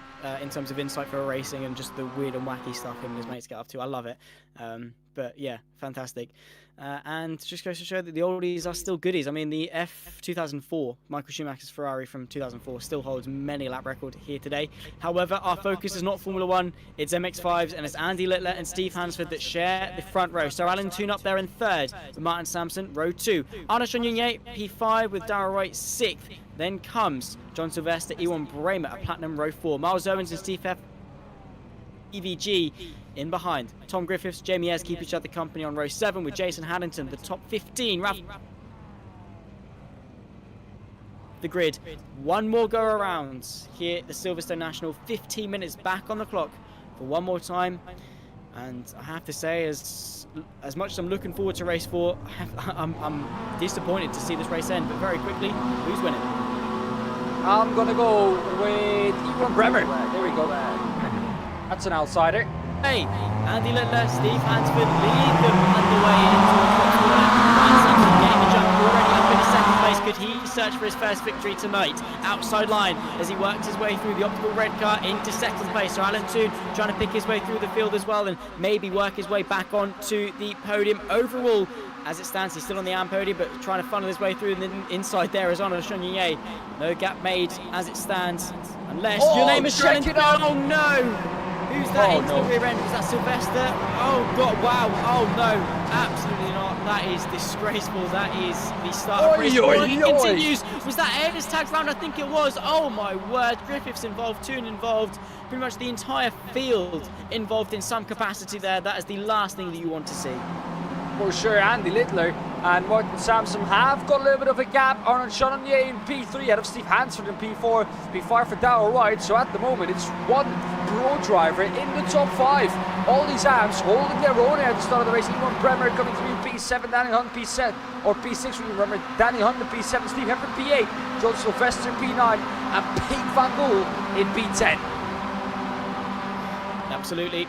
The fight continues. Darrell Wright versus Hansford in towards that Copse corner. The supreme up and under. Look at that from John Sylvester. He runs his way off the circuit, but it doesn't really matter because the move itself was spectacular, and he's eyeing up yet another Momo car. He is seeing red, and it's the red of the Momo in front. However, sandwiched between the pair of them now, maybe under a bit of pressure, is Sylvester outside as they run their way all the way to the circuit to use the maximum amount on the outside, going through Beckett's. Now the Wellington straight continues. Any changes as PPG has seemed to get the better for run of the 2. Any defence shown from the Platinum car, whereas Pete Van Gool going to pick his way through to the inside. It's carnage and chaos in front though as they hammer onto the brakes for Brooklands. Pete Van Gool on the inside of John Sylvester. Here he is, the outside line for the Momo car. And is Pete Van Gool going to carry this round? A little bit of help from Steve Heffern in front of him. He is not Steve Heffern giving the toe to John Sylvester. However, Daniel Hunt in front of that is also something they have to look at. And now, instead of attack, he's going to turn it into defence. Ralph Cullen is going to try and make his way through on Pete Van Gool on the inside. And he has done so. Now, as I look up the inside, there's a crash at Copse. And that must be Steve Hansford going off. It is Steve Hansford going off. Don't know exactly what happened to Steve Hansford there. Let's have a quick little look. But I have a feeling that that is not... yeah, well... Steve Hansford tried to run Danny Hunt almost into the pit wall there. And at some point, room is going to run out for Daniel Hunt. And it did there. Back to the live action. Martin Sampson leading the way. Look at that gap, 2.8 seconds. That's the biggest gap we've seen so far at the front of the field. Even Bremer making his way through up into P2. And it is Darrell White in P4 chasing down Arnold Chalonier. Direct fight in the AM Championship. Darrell Wright has been on the back foot today. Was able to survive something of race 3, but since before then, Chalonier, well, was driving circles around him to say the least. Here was Daniel Hunt with Steve Hefford and company. They run their way through the pit straight, inside line for the 72 machine. Has he got the overlap? Has he got the commitment into one of the fastest corners on the Silverstone circuit? He's done exactly that. No contest from Daniel Hunt. However, slight from the Momo car, he's able to hold it. It slows them all down as Mick Barry now puts his foot down and gets involved. Here is Mick Barry down the inside of all of them.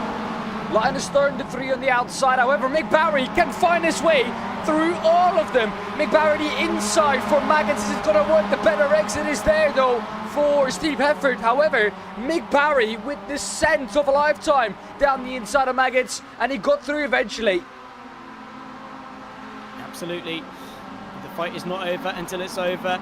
And now Daniel Hunt trying to thread the needle through the middle, gets turned across from Mick Barry, who gets turned around by Daniel Hunt. He stops stationary through Brooklands. The rest of them try to avoid, but what is going on once more in race 4? The fight continues, and unfortunately seen 5 cars out. And unfortunately, another pair bites the dust with Mick Barry and Daniel Hunt. Now, well, out of contention, it must be said. Now this is huge. This is huge. Look who we've got out. This is Tom Griffiths' car. Look at the state of it. He's out of the race. This could be huge for the championship. Sylvester, Hunt, they need to make sure that they get their way up the order. And John Sylvester doing that. Gets past Mick Barry. He was involved in that incident between Danny Hunt and Mick Barry. They all checked up. And Danny Hunt eventually got through. But John Sylvester and Danny Hunt are in a prime opportunity to gain back some lost points that they have lost over the last races to Griffiths in this last race. 9 minutes, 38 seconds of the final race of the evening, and the AM Championship fight continues on. For P3 overall, it must be said, some big points on offer for these guys, and Anything goes wrong, and it could be a big points loss for the other. Martin Sampson leads 3.1 seconds clear of Johan Bremer. It's his race to lose out in front, provided any massive mistakes. Side by side here with Andy Littler trying to promote himself inside the top 5 versus Steve Hefford, who sets the fastest lap of the race and is on a mission in terms of that insane pace. However, Daniel Hunt responds a 10th quicker with a 1:05.183. He's searching for any point that he can get down in P9. However, it's a P9 on a day, or on a race where Griffiths is out and Sylvester is 10th. So for Daniel Hunt, well, yes, it's only a P9, but at least he's still gaining points on his championship rivals. Here's the fight for, once again, even though they're so far down, every fight, let's be honest here, Zach, between a Platinum Racing Team car and a Momo car, it'll mean so much. Every point is so valuable with how close they are in the championship that even this battle for P12 and P13, it does matter. I agree, yeah, absolutely. A fight's a fight at the end of the day. A place is a place and a point's a point. Every little helps and everything adds up. And a week's time when they take to Barcelona for the final round of the championship, it's those points they're going to look back and be so grateful to their past selves for, because it could be the difference between the place and the championship. Arnaud Chominier ducking, diving, searching for an avenue through on Darrell Wright, but nothing coming as of yet. It's all about the runs, it's all about the exits and utilising the slipstream to best effect. Steve Hefford, though, is closing down with some insane pace and might cause a bit of an upset to this small little battle. Darrell Wright, though, is closing bit by bit, maybe on Johan Bremer. From Chonier's perspective, does he want to hurry on the fight as to get away from Steve Hefford, or does he want to work with Wright, despite the fact he's a championship rival, and get after Bremer? I don't think his intentions are very... There he goes up the inside of Darrell Wright, and he takes that one. The inside superior there for Arnaud Chardonnay, gets up into the lead of the AM Championship, or the AM Class, I would rather say. Championship not yet. Darrell Wright still holding the lead there. The 84 on the inside. Another look for Darrell. Arnaud Chardonnay, however, he's got a look to try and now keep with him. Just keep ahead of Darrell Wright. It's easier said than done, however. He defends the inside going into Cops. Maybe not the best decision, because look who's coming behind Steve Hefford, trying to tie up both of them. The up and under potentially might well work here. He's going to try and get them in one foul swoop if he can. He doesn't want to get his hands dirty more than he has to and risk more much. But there goes Darrell Wright, sending the move once more to the outside. Steve Hefford says thank you very much, takes the inside line, picks them both off, which is perfect for him in terms of navigating his way through that AM lead fight. But Choninier, despite the fact he's lost the position, he's still going to get every advantage that he can inside as they work their for each bit of slipstream that he can, but Darrell Wright is not going to give it up at all. Front row sees Ralph Cullinan side by side. Darrell Wright searching his way to the inside of the apex as he works his now switches back to the outside for Luffield. The agility of these MX5s makes it viable, but he's going to try and go for the switch back, gets the late apex, gets the drive and gets the overlap. Chominier, has company as he had for the last couple of laps, is once again in behind Darrell Wright. Daniel Hunt is eyeing up the two in front of him because he's just got past on this group. Sean Sylvester, however, is struggling all the way down on P11. He's struggling to try and get past Mick Barry. However, Wright is off the track, and I have a feeling where that is. That is all the way down at the first corner at Cops. Let's take a look what happened to Darrell. Here we go, to the inside he goes, and this is the championship leader in that class. Contact with Arnaud Chardonnay. The inside was there, it was left open, but let's be honest about that, Zach. It was a little bit of a late dive. Desperation, and you could see it coming, and honestly I predicted a couple of laps ago, if anything goes wrong, it goes really wrong. Chardonnay clear to take the AM lead and more points gained in terms of the championship, but Darrell Wright, did he need to do that? Was it worth the risk? Now Daniel Hunt is free to claim his position and maybe pick his way past Arnaud Chardonnay with 5 minutes left to go at the final race, and it's easy pickings for Hunt. And I have to say, race 4, it's been chaotic in its own right, but relative to what we've had for the past about an hour and a half worth of broadcast, it's been quite underwhelming in terms of the standard that's been set. Ooh, underwhelming for this amount of action. That's an interesting way of looking at it. From race 4 compared to race 3, 2 and 1. Like, I mean, the battle hasn't been at the front of the field, but there's still been a lot of fighting going on. Alex Chillingate, Daniel Hunt, Ralph Cullinan. It's also because, look at it, Pete van Gool, Hansford, Toon, Griffiths, Haddington, all are out of this race. So there are a lot less cars at the moment competing in this race. And still we have the fights between Jamie Ayres, Owens, Sylvester. This is big for the championship too. So yes, the fighting is less, but it still means just as much to everyone. I suppose that in terms of an implications point of view, with people being out of races and not scoring points, etc., it does mean a lot. And taking at face value, it's probably been a really good race. And I'm not saying it's been a bad race by any means, but I just mean relative to what we've been shown, it's been a different style. As now Miles Owens in the fight with his teammates of Sylvester, pulling his way to the outside and makes easy pickings of his teammate who is in the championship fight. Let's not forget, Jamie Ayres makes up the rear of the Platinum Boys as Mick Barry is putting up a good old fight here for Miles Owens. Too wide, too deep as they run their way in towards Magnussen Beck. It's the Momo and Platinum of Ayres and Sylvester side by side in the background. Ayres trying to get the up and under all the way around the outside though, and puts his foot down. Sylvester catapults his way through. There's contact and Barry is sent towards the barrier. Was that a pun intended though? I don't know. Mick Barry, I think he did a 360. Let's take a look at what exactly he did, but it looked like they were both checking up. Look at that behind. Behind it is Jamie Ayres. Gets a little bit of attack to the rear right of Mick Barry's car, then they check up. And then, Mick Barry, I don't think, expecting John Sylvester to go around the outside there.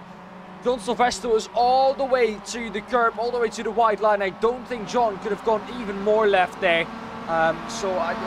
A bit of a self-enforced mistake there, I think, by Mick Barry. Also, he had that inside. Quite late lunch, though, by Jamie Ayres, and quite a desperate one, it looked like. 100%. But back to the live pictures. Mick Barry has still got Darrell Wright for company, and Darrell Wright is going to be looking at that like a sight for sore eyes, because any position is something to at least hang on to in terms of a point score. Maybe he'll take his drop week tonight. Potentially that could be the case. But it goes without saying that Darrell Wright would have wanted more from the penultimate round of the season. But with Samson now with a minute and 53 left to go, it's the penultimate go around for the car leading the train. He crossed the line with a minute and 45 to go. 2 more laps at Silverstone. And Darrell Wright is not waiting around at all. He's letting the brakes and is driving with vengeance. Bremer has not been able to close up that gap at the front by any means. Those two have been absolutely perfectly matched. And to tell you how perfectly matched they've been, a 105.52 for Ewan Bremer last time round. Want to guess what one Samson did? A 105.54. Quickest lap for Martin Samson, 105.38. Quickest lap for Ewan Bremer, 105.34. So closely matched, those two, and you can see that gap has been at 3.2. I think after 3 minutes into this race, that gap was 3.2, and it has absolutely stayed there for the rest of the race. It has. It's been a stalemate, and as close as they've been on pace, they've not been close on track, which doesn't make for great racing at the front of the field, but can't take anything away from Samson. He impressed last week. He's impressed once more this week as well. Charles Kellerman and Mick Barry fight for final place of those that finished. 40 seconds left on the clock. It's been a race to remember. We are now starting the final lap. Martin Samson taking the white flag. Around the outside is Kellerman. Barry fenced that off really well. Here is the leader in the race. There in the background, you can see Ewan Bremer. Steve Heffer tried to make his way onto the back of him too. Those two perfectly matched too. Last time round for Martin Samson, 05.68. Last time round for Ewan Bremer, 05.76. Mick Barry has had another incident, I think. There we go. No, it's not. Mick Barry still on the inside of Charles Kellerman, still holding him off. And it looked like John Griffiths was the driver who came out of the pits. But I had to jump back to the pits again. The inside now from Mick Barry. He's going to fend it off. And the outside for Kellyman does not get it. However, Martin Samson, like you said, Zach, impressed last week, does it again this week. The 995 sees another victory at the Silverstone circuit. This time round, Incredible drive from Martin Sampson, takes a 3.5 second victory over Ewan Bremer in P2. He will be happy with that. He was struggling earlier on in the day to try and find a setup for that car. He found one and he picked up a P2 with it. Steve Hefford doing the business for the Momo team. Daniel Hunt in P4 ahead of Ralph Cullinan in P5. Alain Chonier winning in the AM class ahead of Jordan Surratt in P7, but P2 in the AM class. 4 races, 4 winners overall, with Griffiths, Hunt, Ayres and Sampson, all 4 of our victors very well deserving, played their cards right and worked their way through. Race number 4 is in the books, and it's Martin Sampson, Ewan Bremer and Steve Hefford your podium, with Daniel Hunt and Ralph Cullinan the top 5. Arnaud Chonier victorious for the AMS, with Jordan Surratt just in behind in 7th, Miles Owens, Andy Littler and John Sylvester a disappointing P10. Jamie Ayres outside in P11, with Darrell Wright again disappointed in P12. Mick Barry P13, with Charles Kellerman the last of those that finished. Hansford, Vangal, Haddington, Toon and Griffiths. Well, that is quite the VIP list in terms of those that did not make it to the checkered flag. Round 11 here in Silverstone, though, is in the books. And Dan, we were not disappointed. Oh, for sure not. I think I went out with a bang on this circuit last time round. I've missed this series so much. The racing is just so incredible. And it's just so clean all the time. Sampson, however, we do have to see this because Sampson is not doing this for himself. He's doing this completely for sure. There he is. Donuts in an MX5. I've never seen them done as much as Martin Sampson is doing right now. However, I guess once you heat up those rear tires, it goes a lot easier in that car. That is it. Martin Sampson, your winner of race number 4. But I went out with a bang in the last season. Came back with some amazing racing again on this track, and the fact that it has done it 2-3 times in a row, Zach, just tells you how amazing this track is for racing. I would say less so the full version of Silverstone. However, I think with these MX5s, you could still race them so good around here, and it doesn't matter what version you take of Silverstone, just every version of these MX5 and every track you go to. It's just amazing racing. Absolutely. It's brilliant. And I love Silverstone so much. Of course, being from the UK, maybe there's a bit of bias in that regard. But, well, what more is there to say? These MX5s go anywhere, they race anywhere, and they do it well. Ladies and gentlemen, the penultimate round of Season 1 of 2023 for the UkSimracers MX5 Championship here in Silverstone, unfortunately, is coming to a close. But in a week's time, the first leg of the 3-season run for 2023 takes to Barcelona, again the national circuit, for the all-out championship finale. Is it going to be Griffiths, Hunt, Sylvester, maybe another challenger in the mix for the pros, Momo versus Platinum in the teams, and Wright versus Chonier in the AMS. Do not miss it in a week's time, Tuesday, the 30th of May, 8 p.m. in the UK. Translate that to wherever you are around the world. You will not want to miss it here on the JP Broadcasting YouTube network. My name has been Zach Sweeney. I've had Daan Pepels alongside me in the commentary booth.